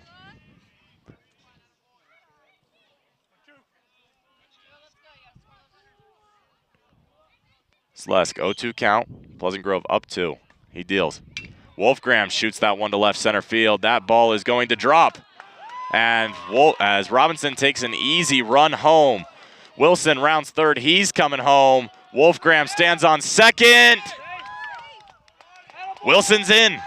Pleasant Grove takes a 9-5 lead as Robinson scores and Wilson scores. A Tua Wolfgram double brings in 2. 2 for Tua.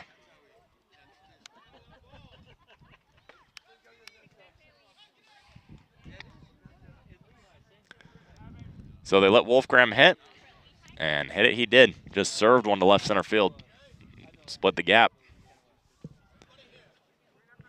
And that brings up C.J. Anderson. They decided to pitch to C.J. Anderson a little earlier in today's game, and that didn't go very well for him. There's not really anybody that you'll want to pitch to in this Pleasant Grove lineup. Behind Anderson is Henry. He's on deck. Slesk deals. Anderson cuts and misses just late. This whole inning started with Noah Brady, who went down very quickly. Didn't have great timing, and then battled back in a great at-bat. Just saw 2 more pitches, but fouled one off and then served one to left field. Anderson serves that one foul down the left field line. But really, it's been a great at-bat by Brady to open up the inning that set the tone for a 3-run half inning, and that sends someone out to the bullpen for Lone Peak. As Slesk deals the 0-2. Runner goes in the dirt. He's going to get an easy base. Now there's a runner on third for C.J. Anderson. That was a good heads-up base running by Tua Wolfgram.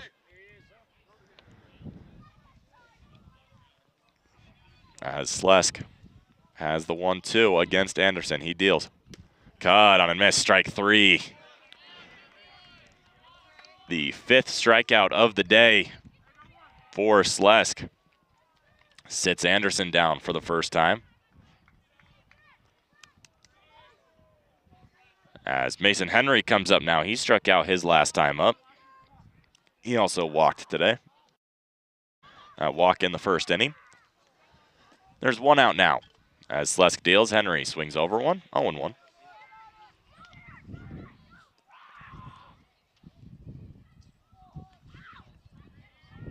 Pleasant Grove up 4, trying to add to the lead as Slesk deals. Foul back by Henry. He's been swinging over them today.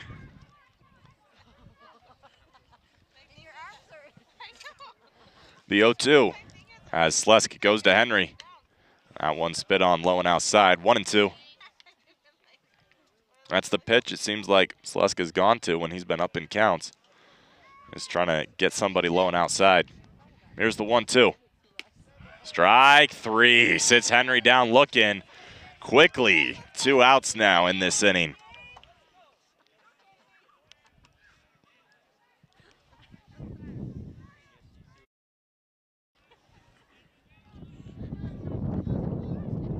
As that brings up Gabe McCoy,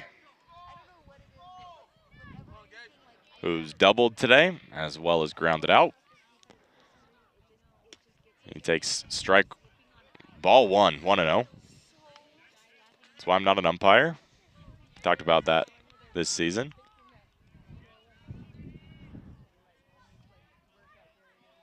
One 0 count as Slesk deals. Low again, 2-0.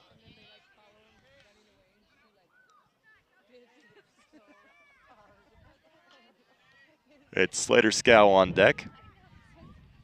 And Wolfgram on third. Slesk deals the 2-0. There's a strike, 2-1. He's gone low all 3 pitches of that bat so far. A pretty even count here at 2-1. Slesk, he can go wherever he wants with this pitch. Goes fastball, center, 2-2.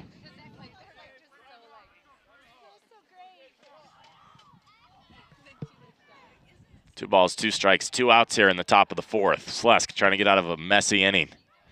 He kicks and deals. That one lined to short, and it goes under the glove. Wolfgram scores. As McCoy, that one scored an error. I don't know if I agree with the scorekeeping so far today, but just get to roll with it. McCoy run scores.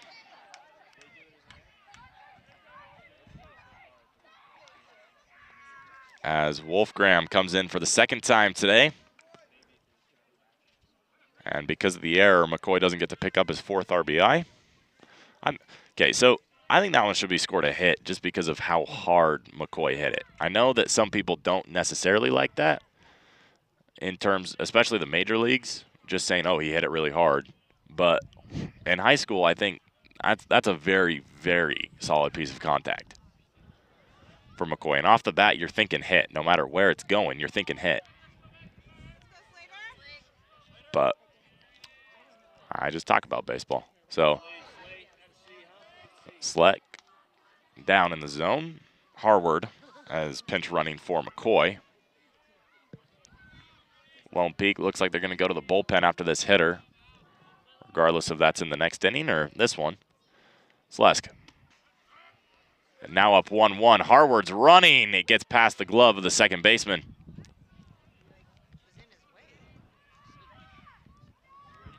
So a bag for Harward. And a runner in scoring position now for Slater Scow, who has a 1-1 count. He's flown out and struck out today.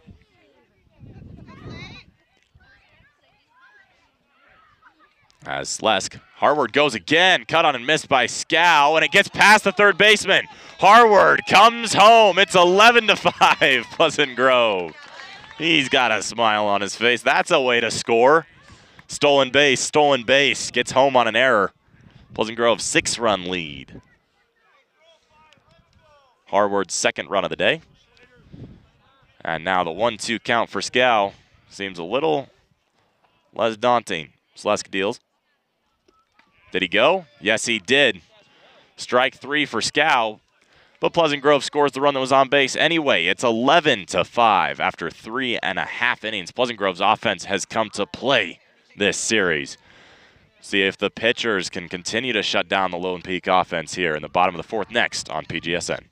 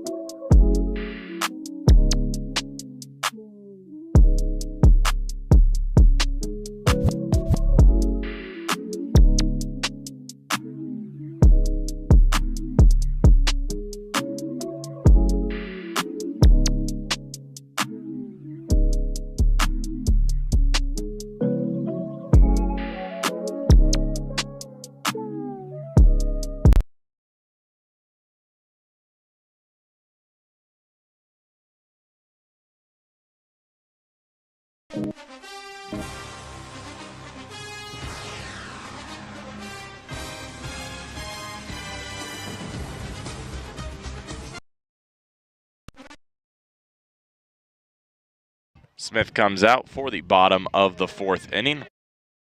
Pleasant Grove with an 11-5 lead. Smith gave up 5 runs in the first and has really settled down since then.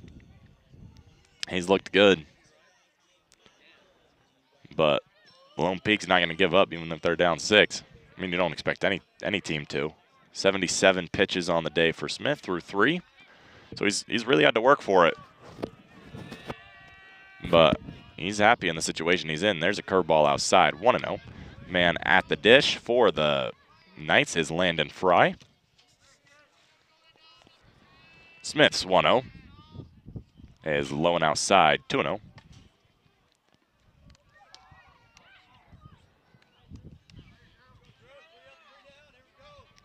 Pleasant Grove concludes their season next week against Skyridge in a 3-game set before we head to the postseason. Smith deals the 2-0. There's a 3-0. Wolfgram was about as surprised as I was.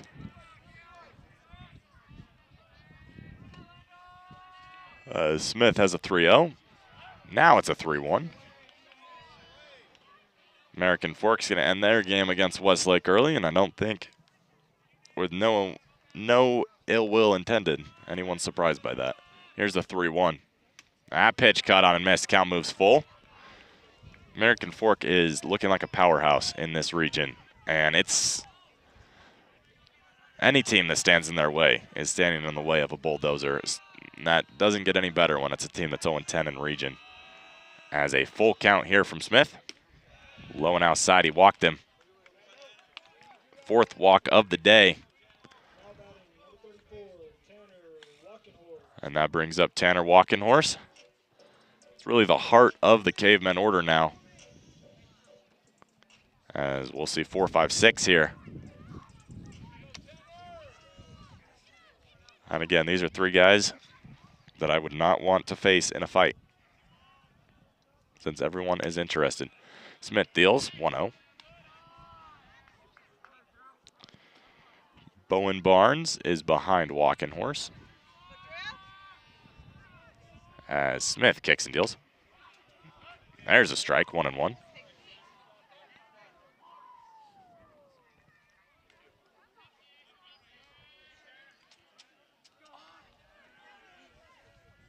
Still early in this one. We're only through 3.5. As Smith deals. Cut on and missed, 1-2. Got Walkenhorse going to the bottom of the zone.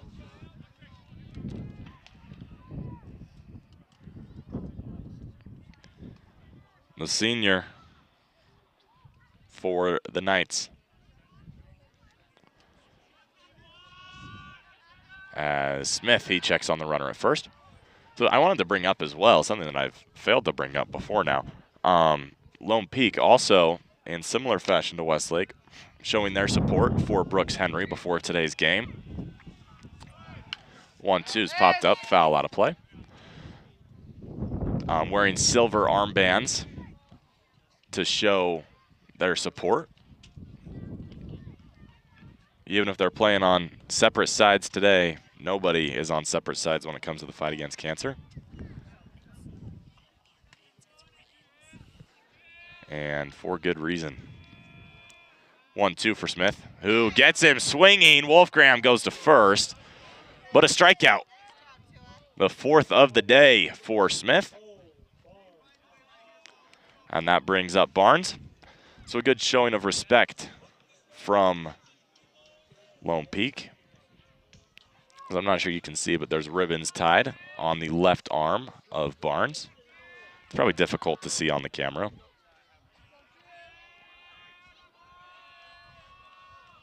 Smith, he steps off. And he balked again, apparently, for the 2nd time today. He hadn't been called for 1 all season. No Viking had. And he's been called for 2 today. As Smith and Wolfgram are going to talk. That was a runner into scoring position with 1 out.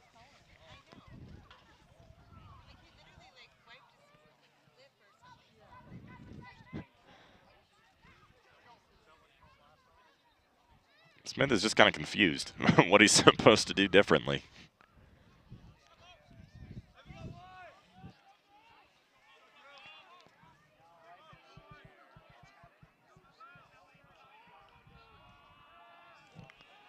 As Smith deals. That one cut on and missed. Smith's got those pitches working so far in this inning, forcing some swings at air.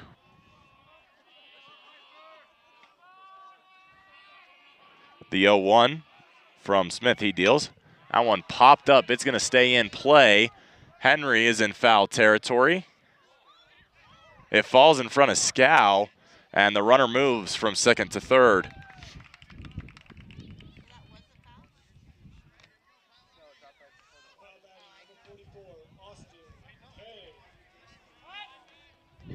And that brings up Austin Pay with runners on the corners now. I don't think they're scoring that an error. I don't know how you can't score that an error.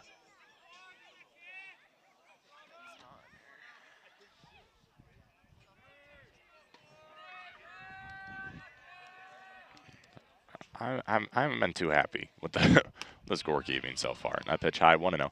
It just hasn't made sense to me. I feel like, not to say that there's bias in scorekeeping, but Lone Peak's been given a lot of hits that have kind of been scored errors on the other side, if that makes sense. Pitch foul back, 0-1, 1-1, excuse me. But the advantage for scorekeeping is you'd rather have a player's offensive numbers look good. And not that it matters. Obviously, what happens, happens, and it doesn't matter tomorrow if that was scored a hit or an error. Because no matter if the guy is shown as a 512 hitter or a 330 hitter, he's the same guy. But if as a hitting team, you want more hits, obviously. And Pleasant Grove's still winning in the hit department. And defensively, you'd rather give up an error than a hit, at least, especially as a pitcher, as Smith goes outside 2-1. So just doesn't make sense to me how on the scoreboard, and of course the only thing on the scoreboard that matters is the runs, and you can't, change how you scorekeep those. Pleasant Grove's up 11-5. But beyond that, looking at hits, as Smith goes low and outside in the dirt, 3-1.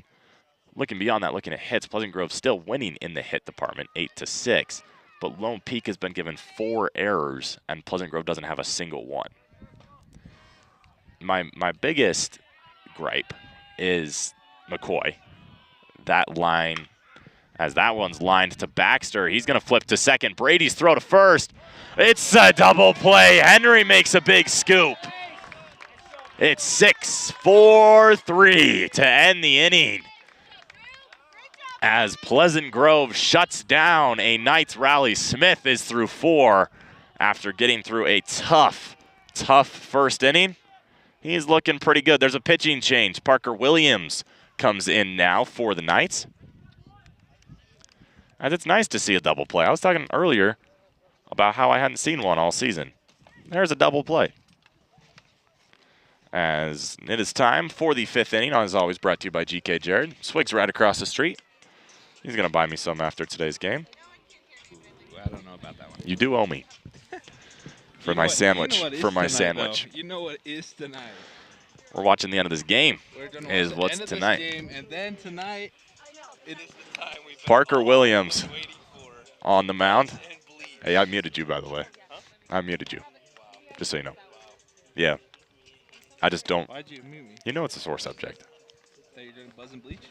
Okay. Yeah. There we go. Now we can hear you. Parker Williams, new man on the mound. How are the vibes in the dugout, GK? Wow. Actually, no, skip the vibes talk. I want to talk about the jerseys because I have held off from saying anything about the jerseys. Okay, Lone yeah. Peak wearing black camo. I don't know if it's It's an army. It's an army. army. I didn't know that was a color, but No, it's like and white. Pleasant Grove wearing blue, black, and gray. Well, they're wearing black. yeah. The helmets are blue, but black, and gray. Let's start with the visiting team. Pleasant Grove, thoughts on the jerseys? 10. 10. I can't hear myself. Can you hear me? Your mic's in a weird spot. There you go. What about now? Yeah. There you go. Nash Bennett is pinch hitting for Cale Dunn. So they're going to put Bennett in left field. You got to wonder if there's a pitching change coming in the top half of the next inning. And if they'll move Smith to second, kind of work everything around defensively. What do you rate their jerseys? Pleasant Grove? Oh, yeah. Those girls. I think I'm trying to remember I gotta just like start getting like a spreadsheet or something. We should do that. Because it's the same We as. should do that, yeah. I mean, it should be the same. Okay, let's rate their jerseys though. Yeah. Let's rate their Let's talk about the. You said Army. Army. It's like it's kind of like a yeah, camouflage it's a color a camo, little it's bit, camo, yeah. which doesn't make sense to me. Yeah, I like it though. I'm trying to see what's on the chest though, because it doesn't look like it says Lone Peak. It might. It says Lone Peak. Yeah, it says Lone Peak. Okay, I thought I saw like a C in there somewhere, and so I was wondering what the C would be. Nash Bennett, as we mentioned, pitch hitting the lefty against the interesting delivery of Walker. There's nothing too weird about it. It's just of Williams, excuse me, not Walker. American Fork beats Westlake 13-0. Is ball 1 1 count. As Nash Bennett takes pitch low, 2-1. So I like it. I'm gonna be honest. I'm Oh, 3-1. I'm gonna say I like it. I do like it. In the context of Lone Peak though, because like they're gold and maroon. yeah. I just don't see how it fits the color scheme. Obviously, Pleasant Grove doesn't have black, really, in their logo, as Bennett works a 5-pitch walk. But, you know, it's just not like maroon or gold. And I feel like black and white can be used by any team, no matter what. But it just doesn't fit Lone Peak. So the jersey overall, I'd give an 8, 8.5. As a Lone Peak jersey, I'd probably give a 6, because I just don't see how it fits in kind of the Lone Peak scheme, you know? Yeah. I do like the American flag on it, though. Like I think Army, if that's not what it's called, should be what it's called, as Brady takes high and outside. 1-0. What was the Jersey game like yesterday? What was Lone Peak? What was it? Was it black? I liked them. Oh yeah. It was black hat. Brady fouls it back, 1-1. I think, was it white pants? Let's go check out gkj.films with a Z and see if there's. Oh, nice shout out there. Yeah, you're welcome. As Brady inside now, 2-1.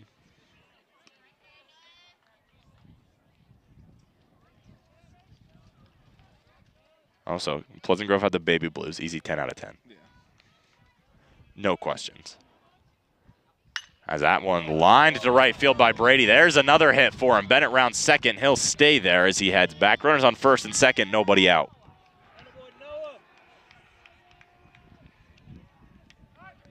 As Brady has had back-to-back innings with a huge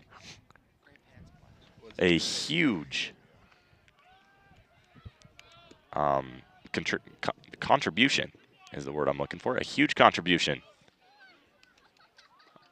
offensively, as he's really put together some good at-bats today.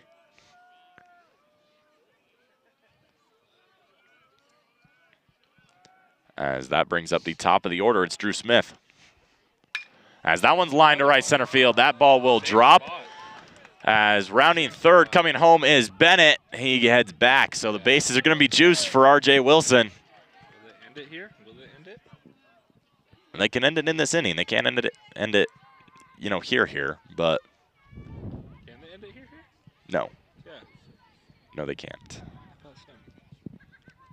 Because Lone Peak would still get a chance to come up in the bottom half of the fifth. So we can, yeah. And it's gonna take some work to get there. They've got to score at least 4. But Wilson's got the bases loaded. Williams kicks and deals.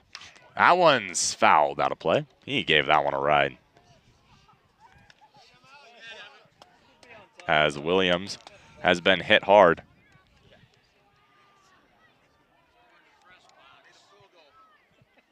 Wilson so far today with a single, a double, and a ground out. Williams drops that one in 0-2.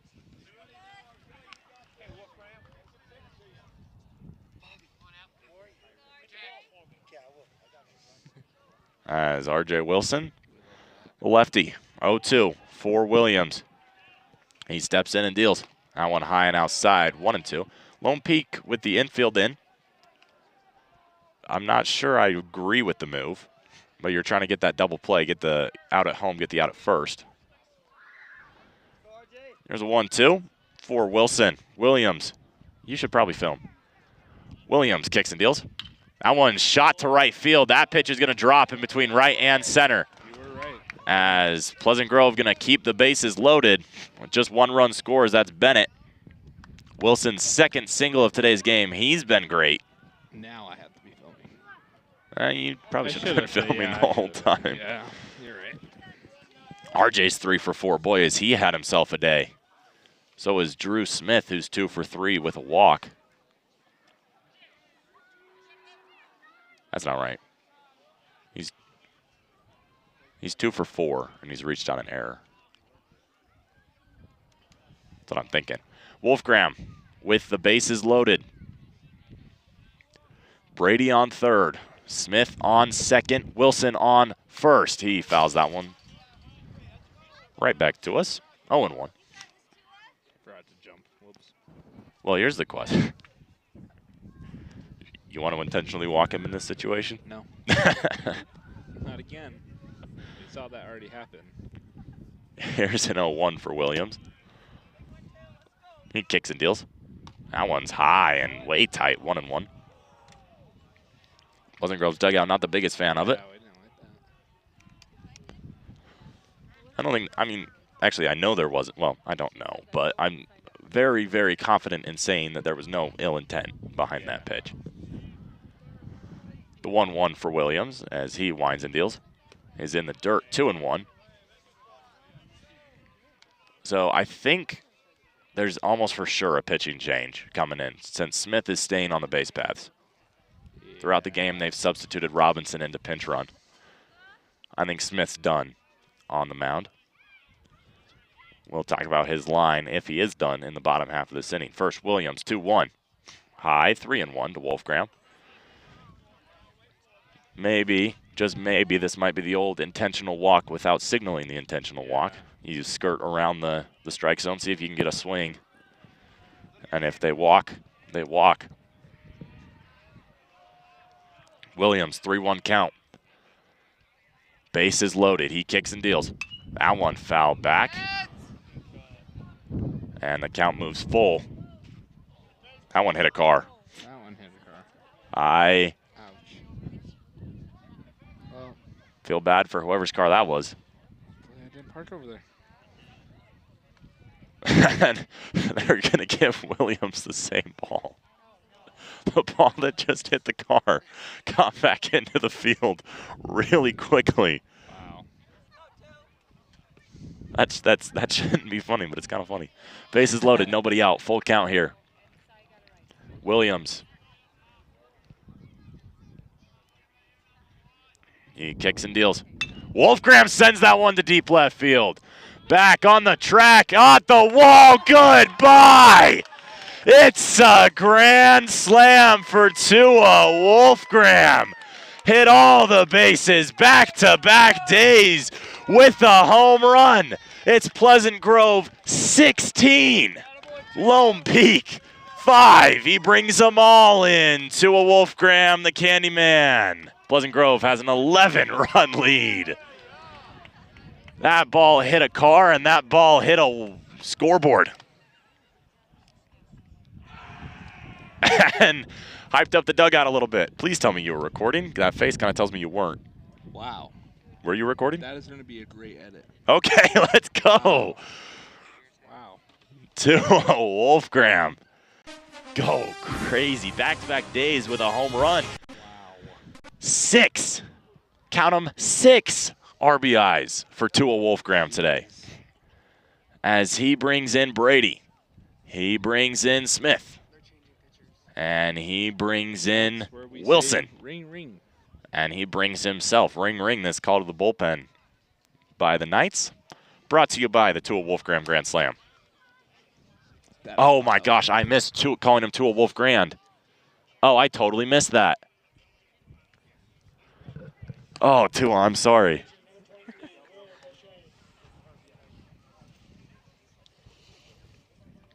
Candyman's a good one.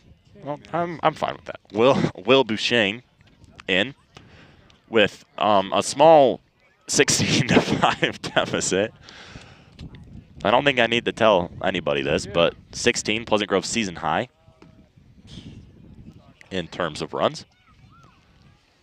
Apparently I did have to tell someone that because Delphi just turned to me and said, "Is it?" Yes. They haven't scored 16 yet this season.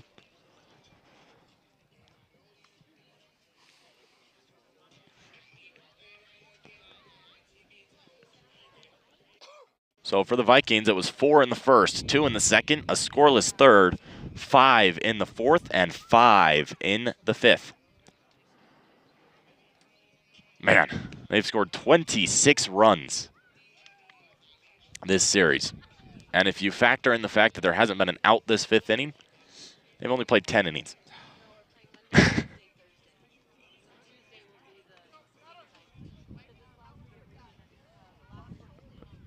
So Pleasant Grove, their season high coming into this game was 13 against Westlake. They scored 13 and 12 on back-to-back days. I can't believe still. I'm still in shock. Wow. The Grand Slam? Yeah. To a Wolfgram. Absolute wow. What a man. And that brings up C.J. Anderson, who fouls that one back. So facing Duchon. So maybe they should have intentionally walked in. Yeah, maybe we'll see him just go 0 for 0 with 3 intentional walks tomorrow. 3 or 4, depending on, what happens. Anderson has a single and a double today. He's been very good. And a strikeout. So one thing that Pleasant Grove is not doing today is making my life easier because I have no clue who to pick for player of the game. As Anderson swings and misses, or fouled it back 1 and 2.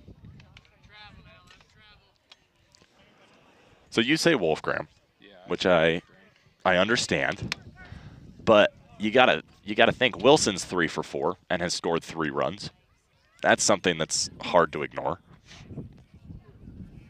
Smith is 2 for 4, but he's reached 3 times. He's scored once, but Robinson scored twice for him, so he's scored 3 times, in essence. Brady's 2 for 3 and has scored 2 runs. He's had some big at-bats. Anderson's 2 for 3 with the single and the double. And whatever happens here is he's got a 2-2 count. And then, of course, you have Wolfgram, who is 2 for 2 with an intentional walk, a home run. Okay. When you put it that way, it sounds a little easier, but still tough. Anderson lines that one to the second baseman. Gobbled up throw on to first. Pulls him off the bag. He got him anyway. Just barely. Anderson grounds out. Second time he's gotten out today. But I feel like the main point in saying that is everyone hits. Everyone eats for Pleasant Grove. As Mason Henry, 2 strikeouts and a walk. And doesn't move for a pitch that hits the plate. Do you want to commentate this next one? I want to watch the shot you got of Tua. This one's all you, GK. Comes 1-0. Swings and miss. Count moves to 1-1. Oh, that fence. That dang fence. Yeah, I know. It's all right, though. Comes to 1-1. Hits it. We'll get a base hit. Man, I have not done this recording thing in a while. You got a good shot of a fence with a blurry Gabe McCoy walking behind it. Mix that one in the edit somehow. Yep. Mason Henry takes first base with a single. Gabe McCoy up to bat now. Pleasant Grove is pouring it on. Pouring it. This is pretty fun to watch, huh? Yeah. As that one goes over the head of McCoy. Sorry, that was loud. He doubled, reached on an error, and grounded out. Are you excited to be here now? I'm still tired, but yeah, I'm pretty excited if I do say so myself. As Deschamps, I have no clue if I'm saying his name right, by the way. A 2-0. Watson. As Lone Peak, and I'm going to have a meeting on the mound. So today all started with a guy who was 4-0 with a 2.62 ERA. Pleasant Grove's put up 16. How do you think that makes that offense feel? Terrible. Well, ours. Yeah, My yes, bad. My bad. yeah, My bad. Pleasant Grove. My bad. I was thinking something else. Sorry. Did you get the? Yeah, my did you get bad. that I was asking a different question? By the Yeah, way, I just yeah. like stared at you. Oh yeah. I have this. It clicked in my mind. As Thought- there's a yeah, pitch low, yeah. 3-0. I thought it was vice versa on that. My bad. Oh wow. I think my mouth was wide open. But if you Sorry, my do. bad. If you look at Oh. Lone Peaks, that's got to be disheartening as well, because Yeah, they yeah. just had a 1-run. As Walk. McCoy walks.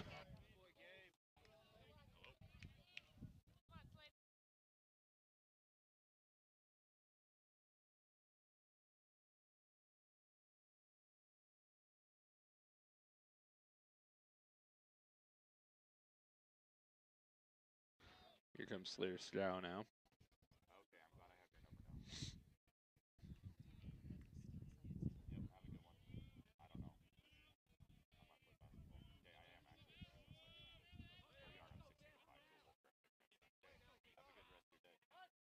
Time is taken.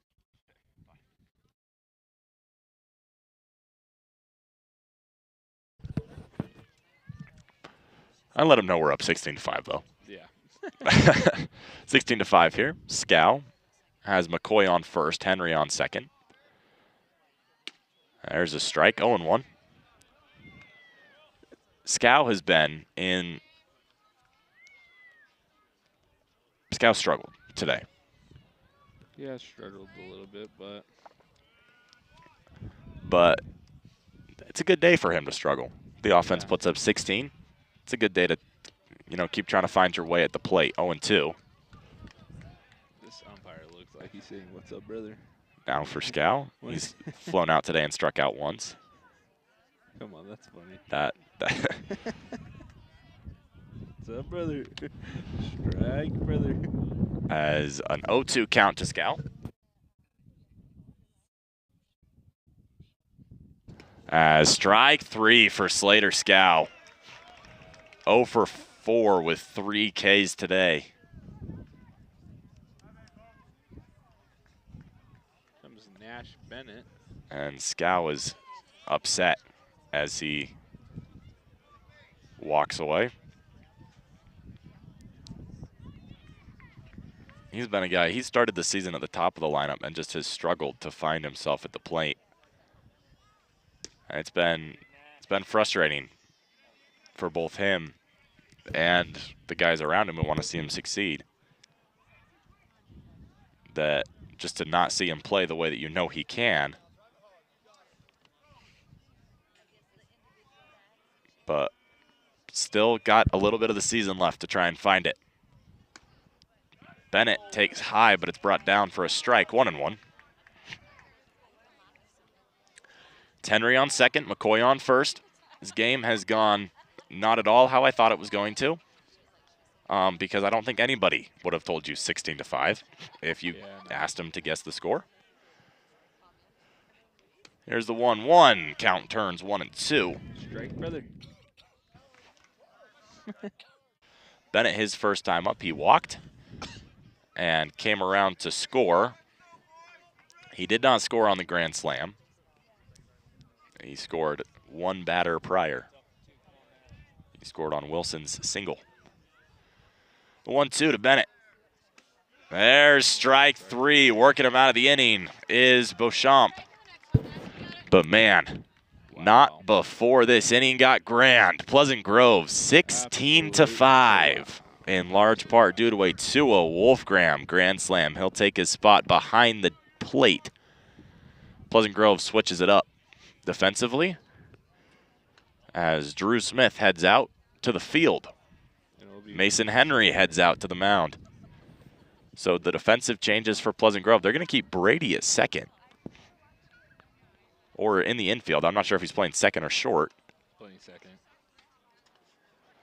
But Anderson is now the man at first. He's been DHing all day today. He'll take over defensively. Henry, the man on the mound. Wolfgram stays behind the dish. Well. Wow. Bennett goes out to left field. McCoy goes to center. Sorry to cut you off. Oh, you're good. And I think it's still Scout in right field. Henry's going to try to put Lone Peak down.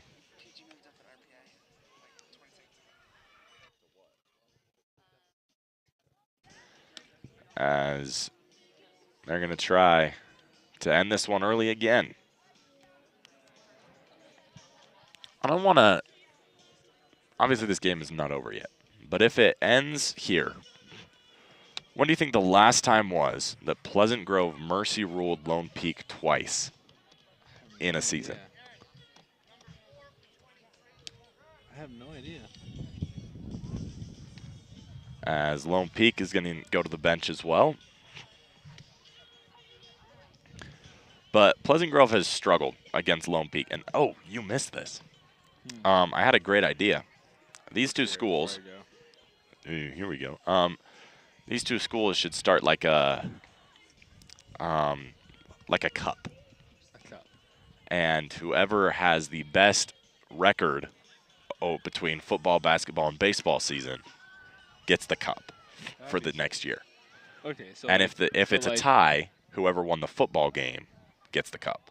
Okay, so just like the wagon with BYU and Utah State. Yeah, like the wagon wheel. Okay. Oh yeah. Just give them a cup, and then give them a little something to play for. Okay.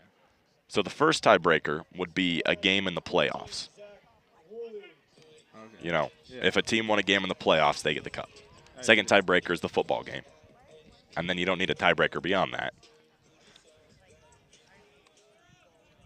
That's my idea. I was going to head out. That was weird. I thought it was top of the sixth. Maybe I'll take it to the board, but bottom of the fifth inning for Henry. As it hits the dirt to open. Henry comes in for relief of Drew Smith. Smith went 4 innings. It was a roller coaster ride. But ultimately, 6 hits allowed, 4 walks, 2 hitters hit by a pitch, 4 strikeouts, 4 earned runs, 5 runs total. All of those coming in the first inning. Swing and a miss, 2-1. So Smith worked around and threw a lot of trouble today, but put himself and his team in a place to succeed. Henry, 3-1 now. Started the game on first base. Now he's on the mound. Brady is playing second. Smith is playing short. And Henry opens him up with a walk. As Woolley takes first base. And that brings up Jack Robinson. Pinch running for the Knights as Woolley exits. As in comes number 22, Easton Spires, to run it first. Jack Robinson, the senior, comes in to hit. He's batting .207 this season. 200 average on his career.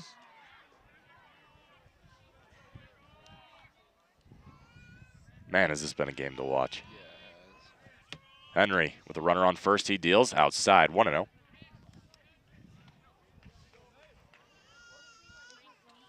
This has to make you guess that we'll see Hudson Banks or Austin Connolly on Friday, right? Yeah. Pitch foul back, 1-1. Henry was a guy who was kind of in that running, but now that he's on the mound today, obviously you could still see him. He's not going to get past the pitch count limit to not be able to pitch on Friday, but he deals. That pitch high, 2-1. You could see it. Sharon come out. Yeah, Spencer could come out as well. Could come out. There are a lot of options. Yeah.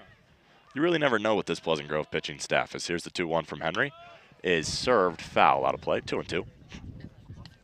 There is a lot of places they can go and you can't really go wrong. You saw him go to Drew Smith today. It's not who I expected him to go to. No, I don't think I didn't expect him.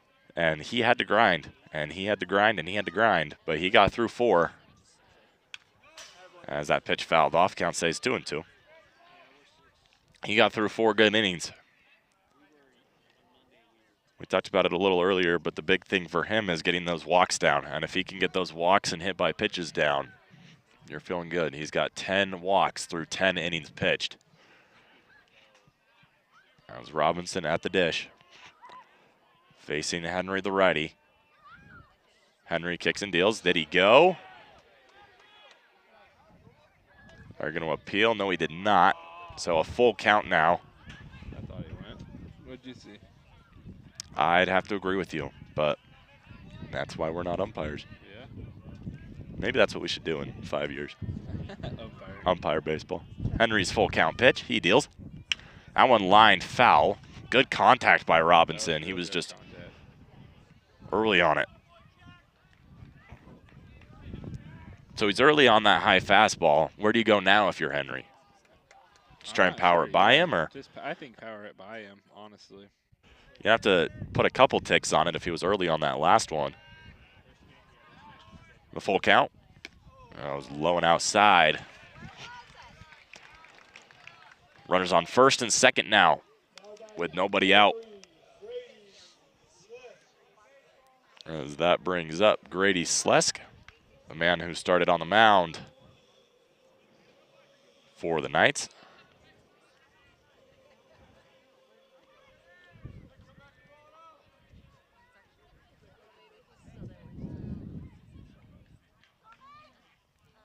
It's a beautiful day for baseball, too, today. It's a little cold. A little cold, but It's been good. yeah. We've seen some fireworks today, too. It's warmed us up a little bit. I thought they called the balk. I thought they did, too. I honestly thought they did. What was the reaction from Pleasant Grove's dugout with those balks? They didn't like him. And what was the explanation they gave Henry? I didn't hear what the exclamation was, but they thought he stepped off. Henry deals. There's a strike going 1. That one right down Broadway. Wow. But if you step on the gas enough, you can't hit it. Yep. Slesk, again, we talked about how he struggled today after being such a good starter for the Knights throughout the season. Counts at 1-2 now. His ERA is going to take a hit, as I believe 9 or 10 of the runs are earned against him. Henry's 0-2 is fouled back out of play. And the big thing is he had only walked 9 guys all season coming into this game. He walked 4. Not all of those are against him, but there have been 4 walks by Pleasant Grove pitchers today. By Pleasant Grove pitchers, Pleasant Grove hitters. The 0-2 from Henry goes inside, 1-2.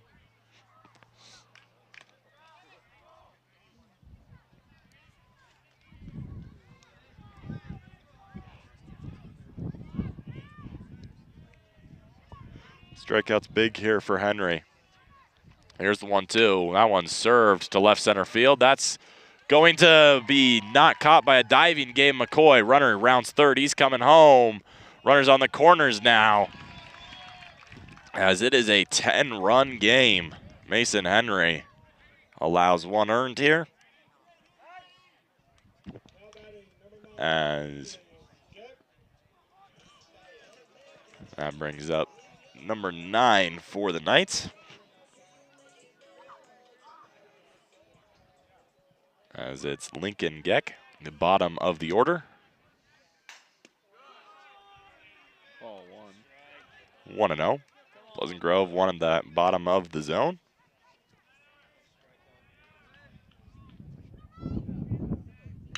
That one lined past the first and second. We're going to play another inning. Scow throws that one in. There's runners on first and second now.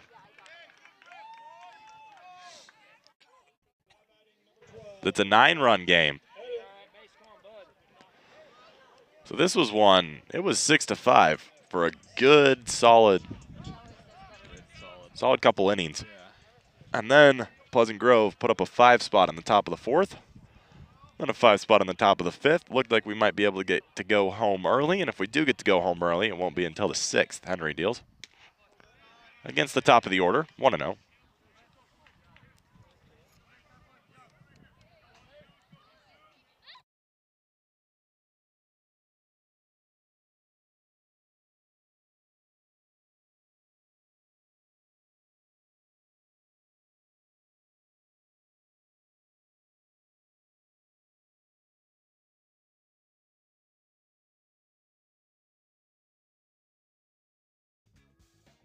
That one grounded to short, flip over to second, throw on to first. Pulls Anderson off the bag, but he steps on it. As Pleasant Grove turns 2 for the 2nd time today, and that's a big double play for Henry to try and get out of this inning.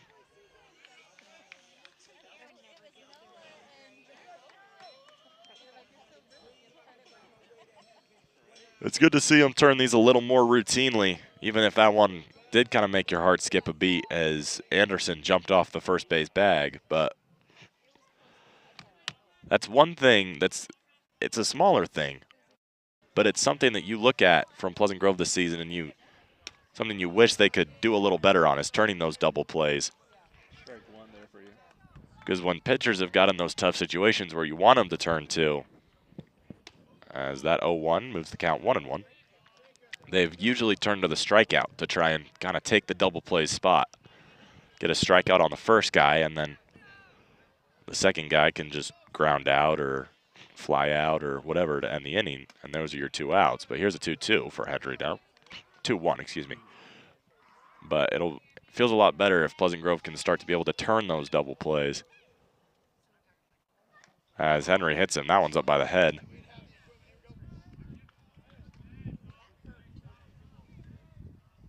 As runners on the corners now. And that brings up Tanner Walkenhorst. And I talked about it a little bit, GK. These next 3 hitters for Lone Peak are not guys that I would want to face one-on-one in a fist fight. Oh, no way. Henry with 2 outs. That one lined. Lined is an understatement. I think there were sparks coming off the bat. But a 0-1 count and went foul. I think out of every team we've seen in region play, if the benches were to clear, Lone Peak is the one I would want to fight the least. Yeah. I would not want to get in it with them. As Henry's on the mound with an 0-1. He's facing Walkenhorst, who's been relatively quiet so far today. In terms of production, the bat has not been quiet. But an 0-2 for Henry as that one was fouled again. So Walkenhorst is early on these.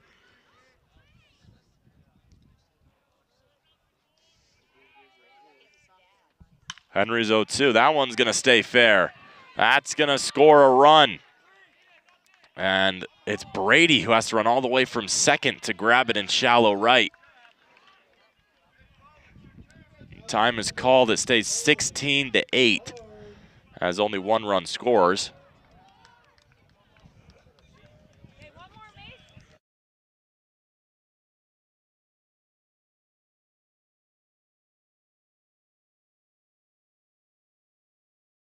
As that brings up the man behind Walkenhorst, as Walkenhorst stands on first now. It's Bowen Barnes. 0-1. This next guy, the guy on deck is the guy I'd want to face the least. Yeah. Like, I feel like that's 1 punch. I feel like Walkenhorst, you could take maybe 2. Barnes would put up a little bit of a fight. Runner comes in from third on the wild pitch. Henry can't get the tag down. Run scores. Walkenhorst stayed put at first. But it's now 16-9.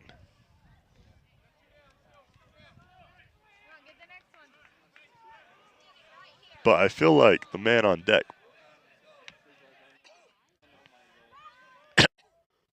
This dang cough. The man on deck, I'd get. That's I'm 1 shot. Henry's 1-1. Low on outside. 2-1.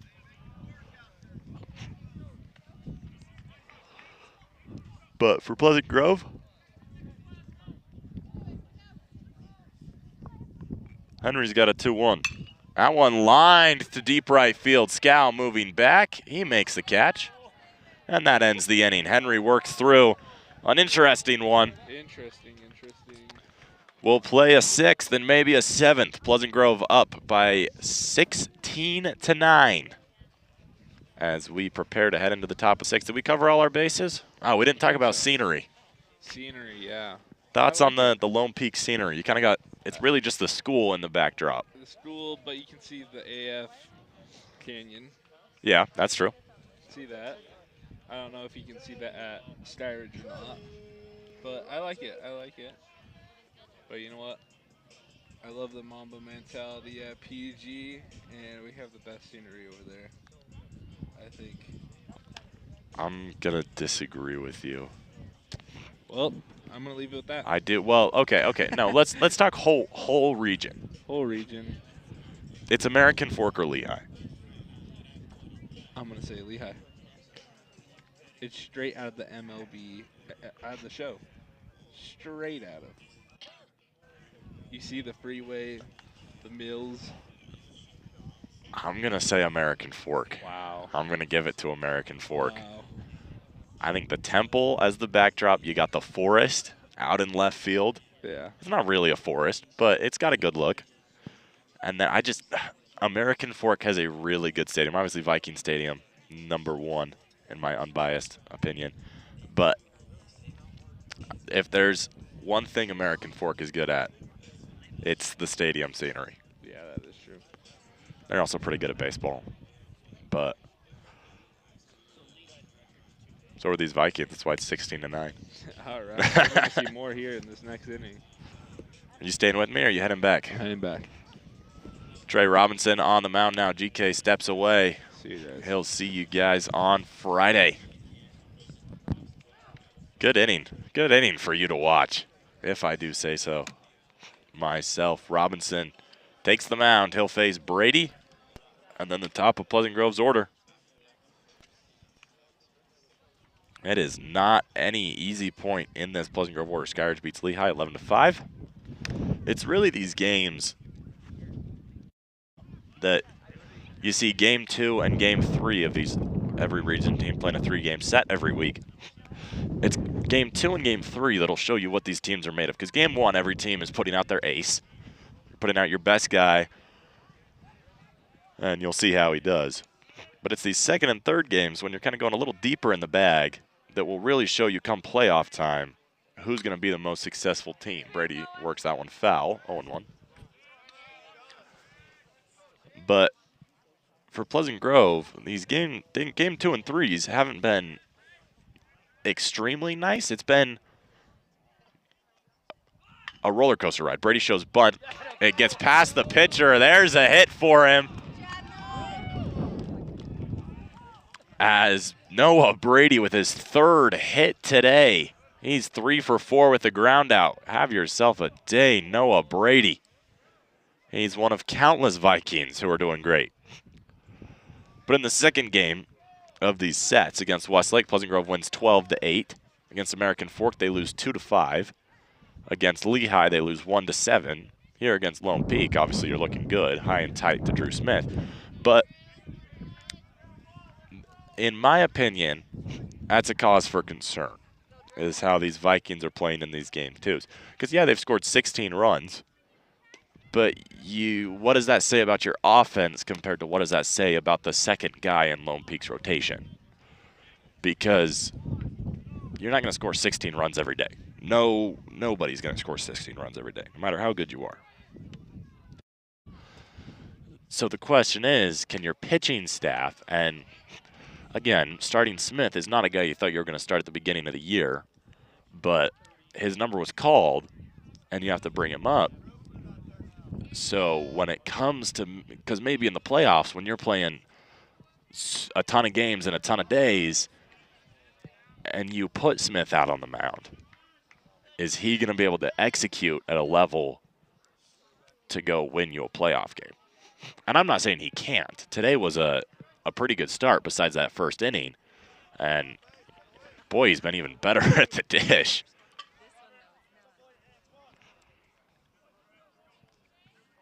as Smith is now 2 for 4 with a reaching on an error and a walk. And that brings up R.J. Wilson. But if you get to these moments in the playoffs where Smith has to start, is the offense going to be able to contribute the same way they have today? That's your big question if you're Pleasant Grove, because we've seen Ryder Huntsman at a point where he's struggled a little bit, and he's only gotten 2/3 of an inning so far this season. But maybe you get to a point in the playoffs where you have to go to Ryder Huntsman or you have to go to Austin Connolly for the third time in as many days. As Wilson lines that one up the middle, second baseman flip to short. Throw on to first is in time. 2 outs. As R.J. Wilson grounds into a double play.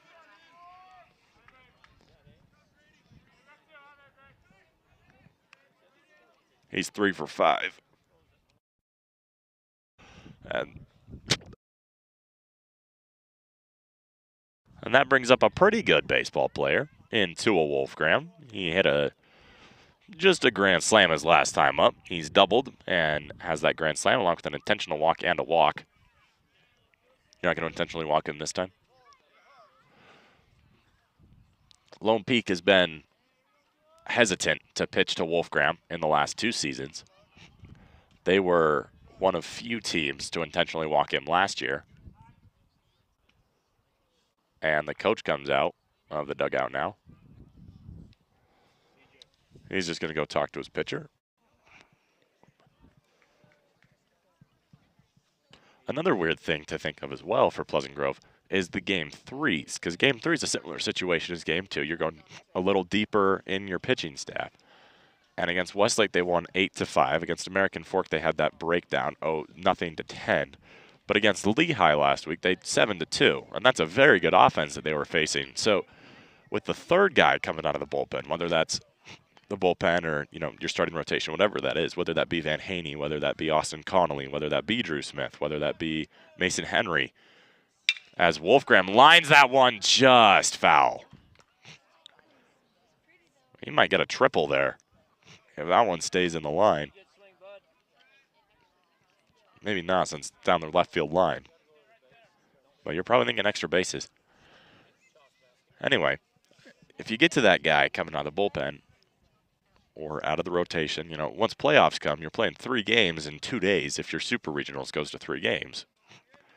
And then once you get into tournament play, it's, a ton of baseball, which is a good thing. But you really got to find this depth in the pitching staff, and that's, I think, why as Wolfgram fouls that one off 1-2. And that's, I think, why you put a guy like Drew Smith out there today to see what he can do. See what he can do against a team like Lone Peak. So if the playoffs come and you're playing, Wednesday of tournament play and you turn to Drew Smith and give him the ball, you feel confident having him on the mound. And I think his showing today makes you feel confident having him on the mound. But that was a long rant for something that probably could have been summed up in about half the time. That pitch fouled back out of play.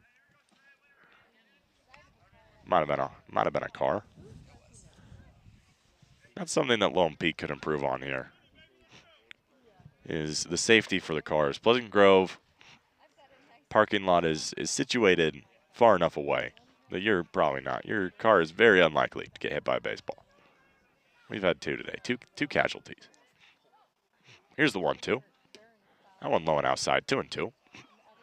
It's Noah Brady off third. He's got a 3-hit day today.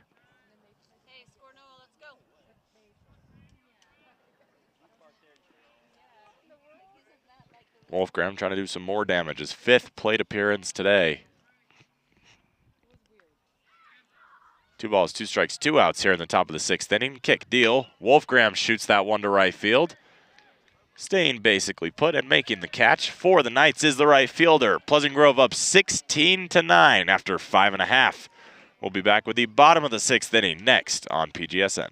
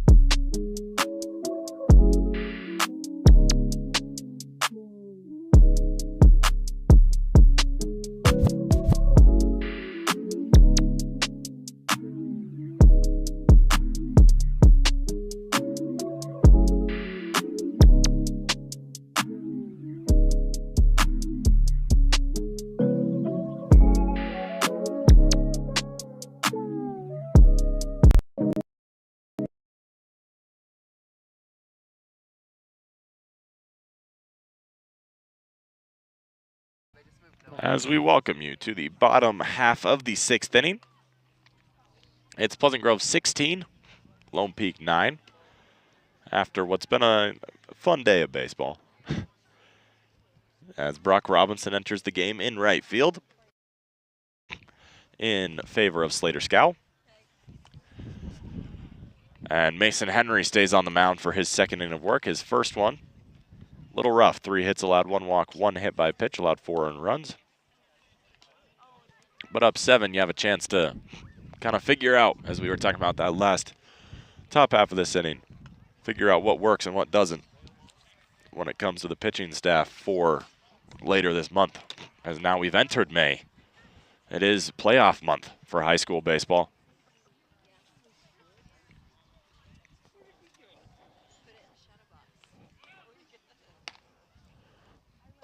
So for Pleasant Grove, Smith is playing short, Brady playing second, Wilson playing third, Anderson at first. So the infield shifted around and moved since the game began.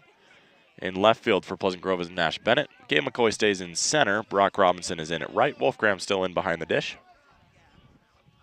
But a flurry of defensive changes since this game began. Here's Pay, who swings and misses at a Mason Henry fastball. This is stock on stock, power on power. As Henry kicks and deals the 0-1, caught on and missed, 0-2. He lost that one in the sun.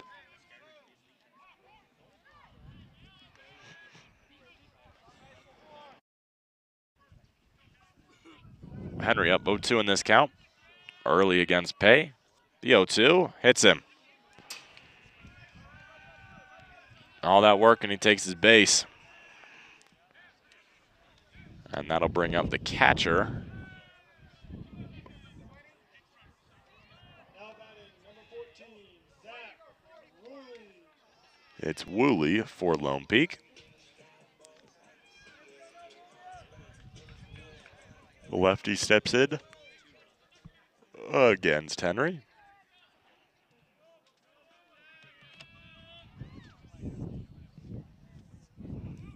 (16-9) Pleasant Grove. They lead the hit column 12-9 and lead the error column 4 by Lone Peak to 0 by the Vikings. Henry kicks and deals. That one low and inside, 1-0.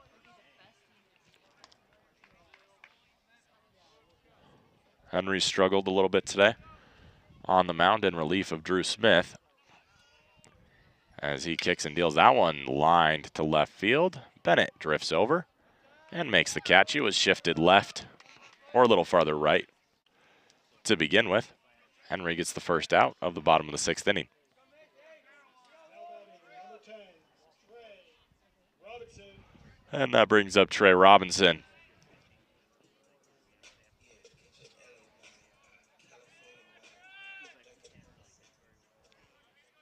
Who steps in with the runner on first.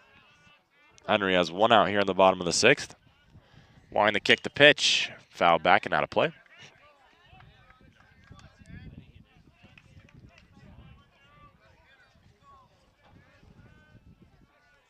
As Robinson steps back in, Henry back on the mound. He kicks and deals. That one caught on a miss, 0-2, 1 out. Henry got up 0-2 on the first batter of this inning before hitting him and giving him first base. That's where he is now. Henry's 0-2 is shot up to right field. Robinson drifts back and makes the catch. Runner moves back to first base. 2 outs now. And that brings up Swesk, man who started on the mound for the Knights.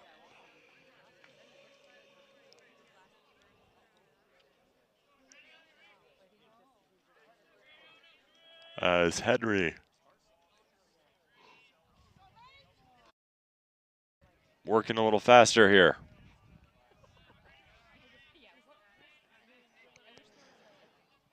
With 2 outs, he kicks and deals. Inside, 1-0.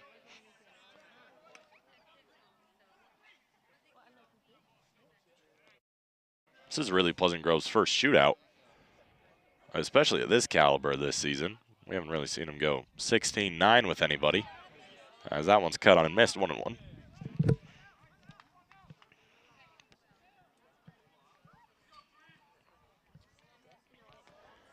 We saw Pleasant Grove earlier in the year with a 7-10, kind of what felt like a shootout against Bingham.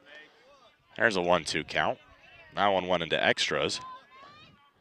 But then both close games against Westlake were kind of garbage time. And beyond that,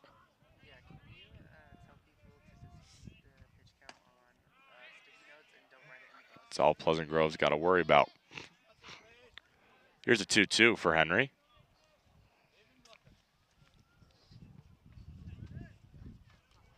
Two balls, two strikes, two outs here in the bottom of the 6th inning. Henry hits the dirt, count moves full, runner goes. Wolfgram doesn't come up firing, no to eat it.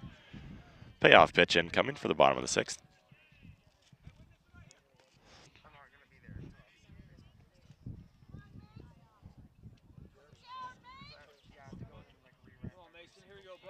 So full count with 2 outs for Mason Henry. He tries to end the bottom of the 6th inning. Henry kicks and deals. Cut on a missed, strike 3, his first of today's game. And that's what you like to see from Mason Henry. Works around a leadoff hit by pitch to come up with a very good second inning of work. 16-9 after 6. We'll come back here on PGSN.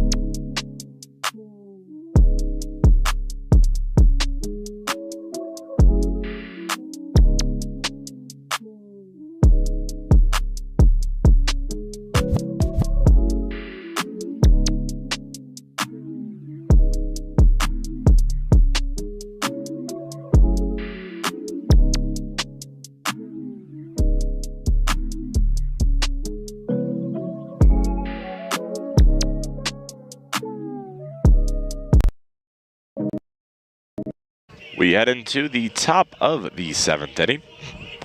Pleasant Grove up 16-9. They're going to try to tack onto that lead.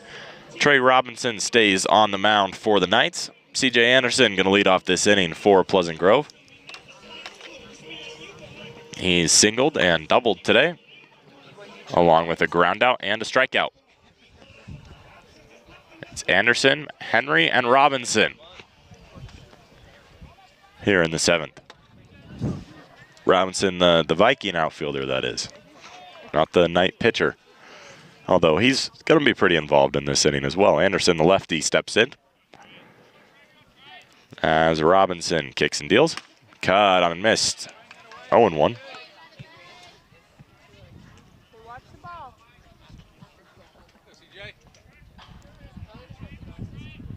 Robinson's 0-1 against Anderson. He deals. Foul back, 0-2.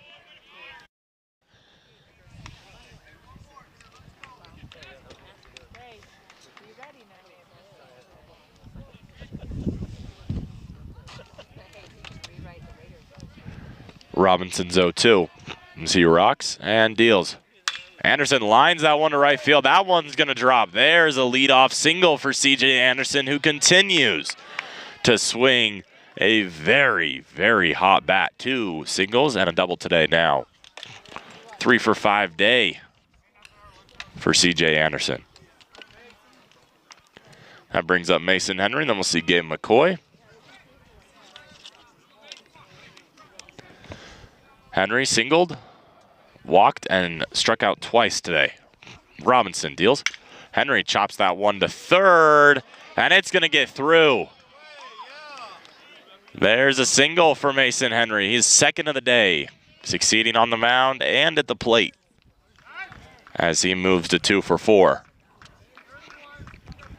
That brings up Gabe McCoy with runners on first and second. Nobody out here. He's doubled, reached on an error, walked, and grounded out today.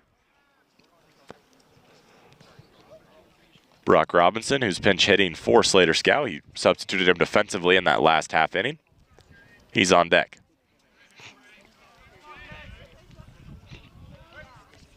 See if we've got enough time during his at-bat for a little bit of a story. But here's Robinson, the pitcher, as he deals. McCoy takes strike one, 0-1.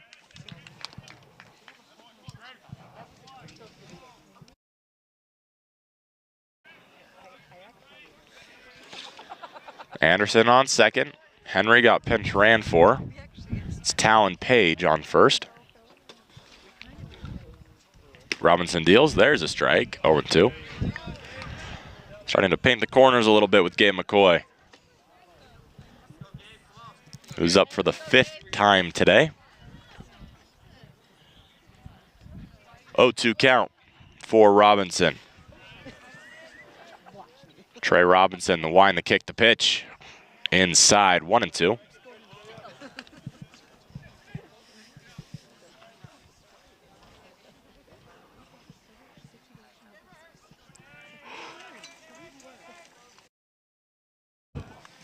Robinson's 1-2 against McCoy. Still trying to get hot. And that one's lined to left center field, and it'll drop. Anderson rounds third. He's coming home. Page, the pinch runner, is going to stop at third. It's runners on the corners, and an RBI single for Gabe McCoy, his first of today's game.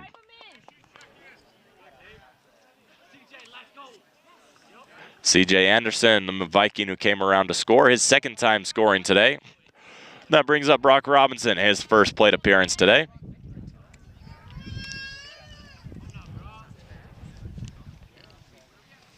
He'll face Robinson. Robinson on Robinson. Pleasant Grove up 17-9 in the top of the 7th inning, still trying to add on to it. Jaron Spencer is pinch hitting. He'll bat next. Robinson takes pitch high and inside. Robinson's a guy, me and GK started to tell the story. I'm going to finish it today. So we were at a mission call opening for Ryan Hadley. And beginning of the season, did not know a ton of, and by a ton of, I mean maybe 3 baseball players' names, as Robinson deals a strike in there, 1-1. And GK walks up to a guy who, unbeknownst to me, was Robinson, Brock Robinson, that is, and says, "Hey, who is this?" And I just said, you know, like I'm just trying to gasp for air, basically, as the 1-1 is low and outside, 2-1 to Robinson. I'm just trying to gasp for air, and Brock helps me out a little bit. And GK's like, "Oh, come on, like he told you." I was like, "Nah, like this is my day one right here. This is my day one." And Robinson played along. So it's my day one right here. Brock Robinson, who grounds that one foul, 2-2. GK still does that sometimes, just kind of walks up to a guy. "Hey, who is this?" I'm getting better. Still not great, but I'm getting better. That's Jaron Spencer.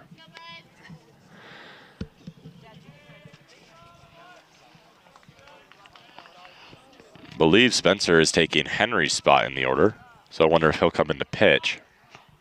Robinson deals to Robinson way inside. He's got to throw it. He's got to throw it. Robinson's called for interference, and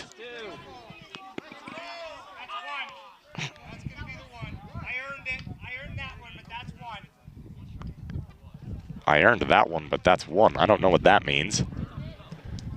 That's what the umpire said to Pleasant Grove's dugout. I have no clue what that means. But there were a couple issues with that. Robinson stayed in the batter's box. He stayed where he was. He doesn't have to get out of the way. He just can't get in the way. The ball wasn't thrown. Because there's no better solution for Brock to do in that situation. And Coach Henry's going to have a chat with the home plate umpire about it. Pleasant Grove's done plenty to not have to worry about the umpiring today, but there have been a couple calls they haven't necessarily agreed with.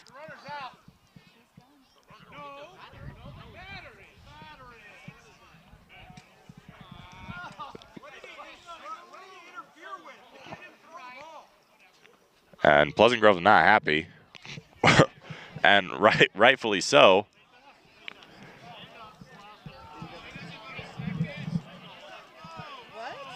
Now Lone Peak's not happy because it looks like they're going to give McCoy second and send Robinson back to the dugout.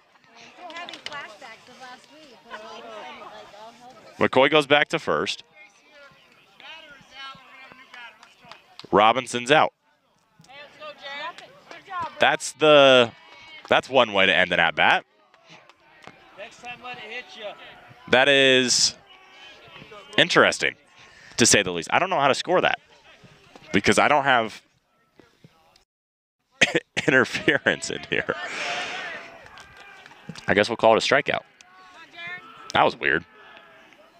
That was... And Spencer makes him pay, lines one right to third and doubles him up. Spencer with a good piece of contact in his first plate appearance of the season. Boy, was that weird. Welcome to Pleasant Grove baseball this year. There have been a lot of moments. Boy, was that weird. Do a little research together on the batter interference call.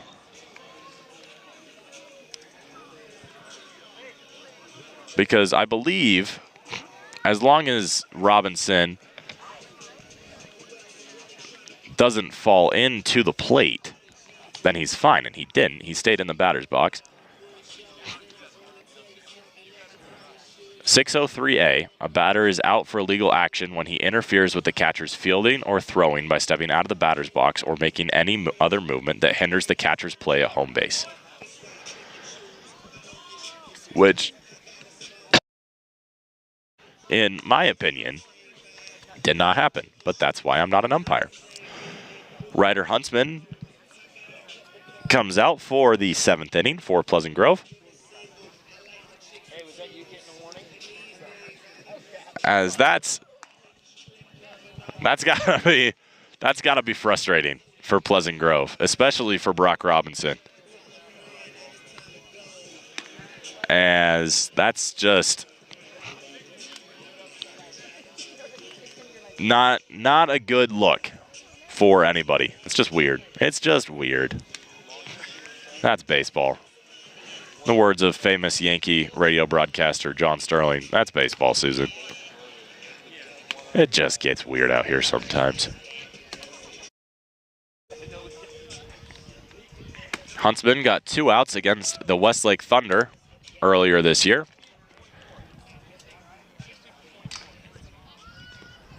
As he faced 9 batters, allowed 3 hits, 1 walk, 1 batter was hit. He struck out 2, though, allowed 2 earned runs. So he struggled a little bit, but there were some guys where he'd take control of, and it would look like Huntsman was a guy who's going to anchor this Pleasant Grove bullpen for years to come, and that's what they're hoping he can become. And you'll see today against some guys, hopefully, you know, all of them for Pleasant Grove, but we'll start with Queck. For Pleasant Grove, you know, he's going to be a guy that can really just face and face and face. That one's lined to left field. Bennett makes the catch. 1 pitch, 1 out for Ryder Huntsman. Now batting, number 21, Tate Barney.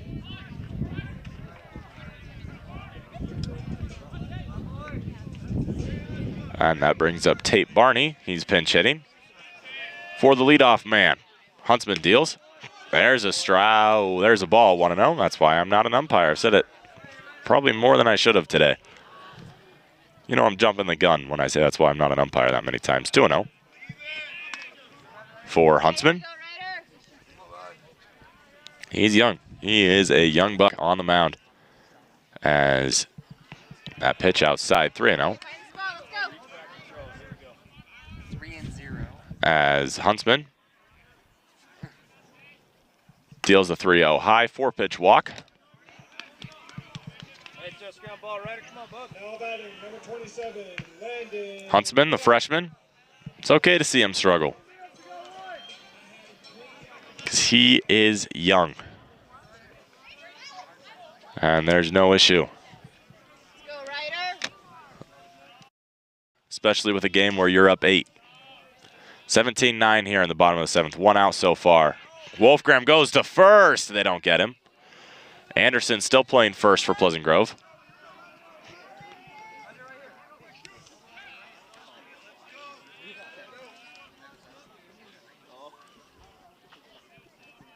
Huntsman, the 1-0, he deals.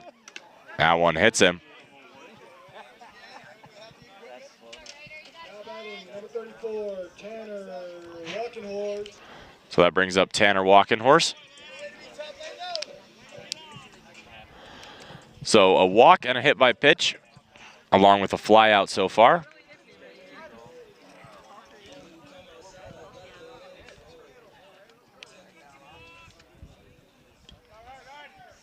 Hey, come on, Ryder, you're all right, bud. Drill ground ball. Here you go. Hey, you got this, Ryder. Let's go 1-6. Mike, you ready? So Huntsman with a runner on first and second now, 1 out.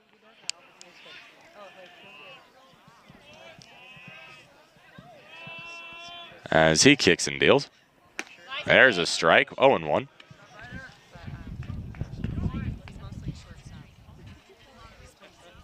That's a pitch that he has mastered. Don't know if it's a changeup or a curveball, but he's got very good movement. You'll see him power the fastball through the same tunnel.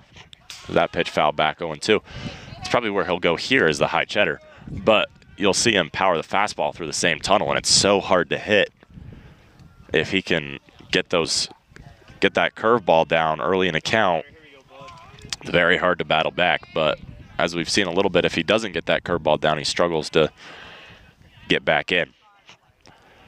Here's the 0-2 for Huntsman. There he goes, the fastball. Runner goes. Too far off the bag for Wolfgram to like. 1-2.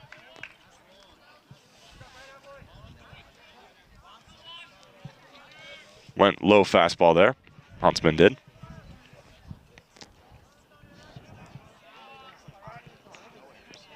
Huntsman the one to kick the pitch. Foul back, just barely 1-2. Talked about using that fastball, going the same vision. He goes high fastball, just barely gets a foul back off the top of the bat.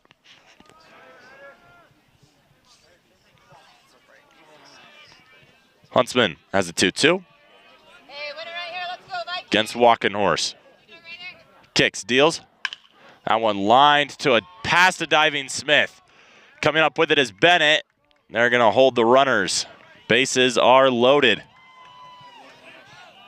Now batting, number 8. As that brings up Bo Barnes for the Knights. Both teams have had a big day offensively. Take that how you'd like. Hey, let's go, Vikings. 17-9, 26 combined runs. Huntsman, 1 out, bases loaded. He kicks and deals. There's a strike, 0-1. Didn't want to jump the gun.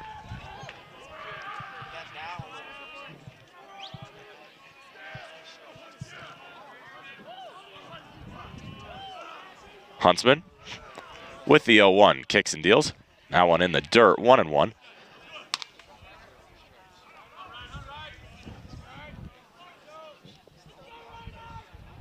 Go, Ryder.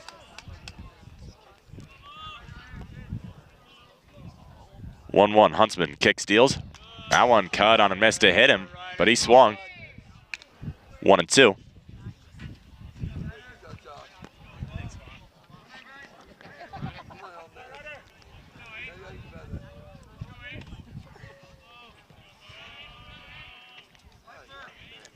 Huntsman, 1-2 count. Kicks, deals. In the dirt, 2-2. Man, is that curveball hard to lay off of? Because some pitchers, there's something about a curveball. Some pitchers have a curveball where you see it come out of their hands and it looks like it's going good, but you can read curveball.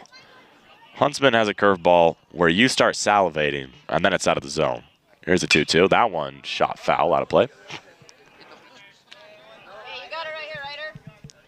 Win it. Yeah, Huntsman has a type of fastball where right when you're gearing up to swing and you've told your mind swing, then you realize it's a curveball. And Huntsman's 2-2. He deals. Strike 3. Punched him out. That one goes to the outfield. That's going to score a run unearned for Ryder Huntsman.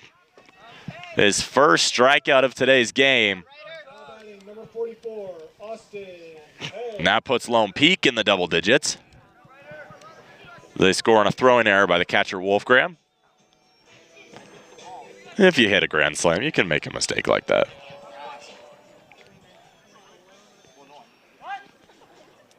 As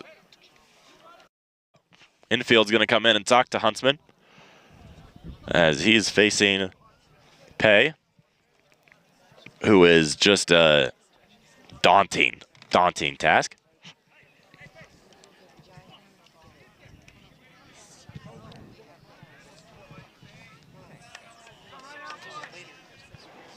Huntsman, 2 outs here in the bottom of the 7th inning. Pleasant Grove trying to end this one. The game they've scored 17. Huntsman deals. Strike 1 at the knees, 0-1. Runners on the corners for Lone Peak.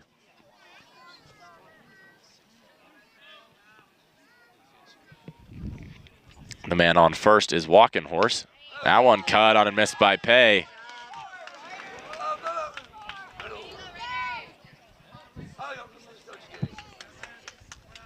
The man on third for the Knights is Fry.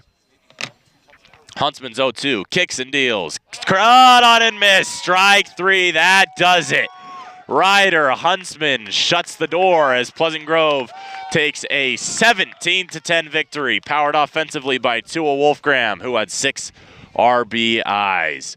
Thank you for joining us today. Pleasant Grove will face this same Lone Peak team on Friday as they go for the sweep against the Knights. Pleasant Grove takes sole possession of 2nd place in 6A Region 3. We will see you guys on Friday afternoon.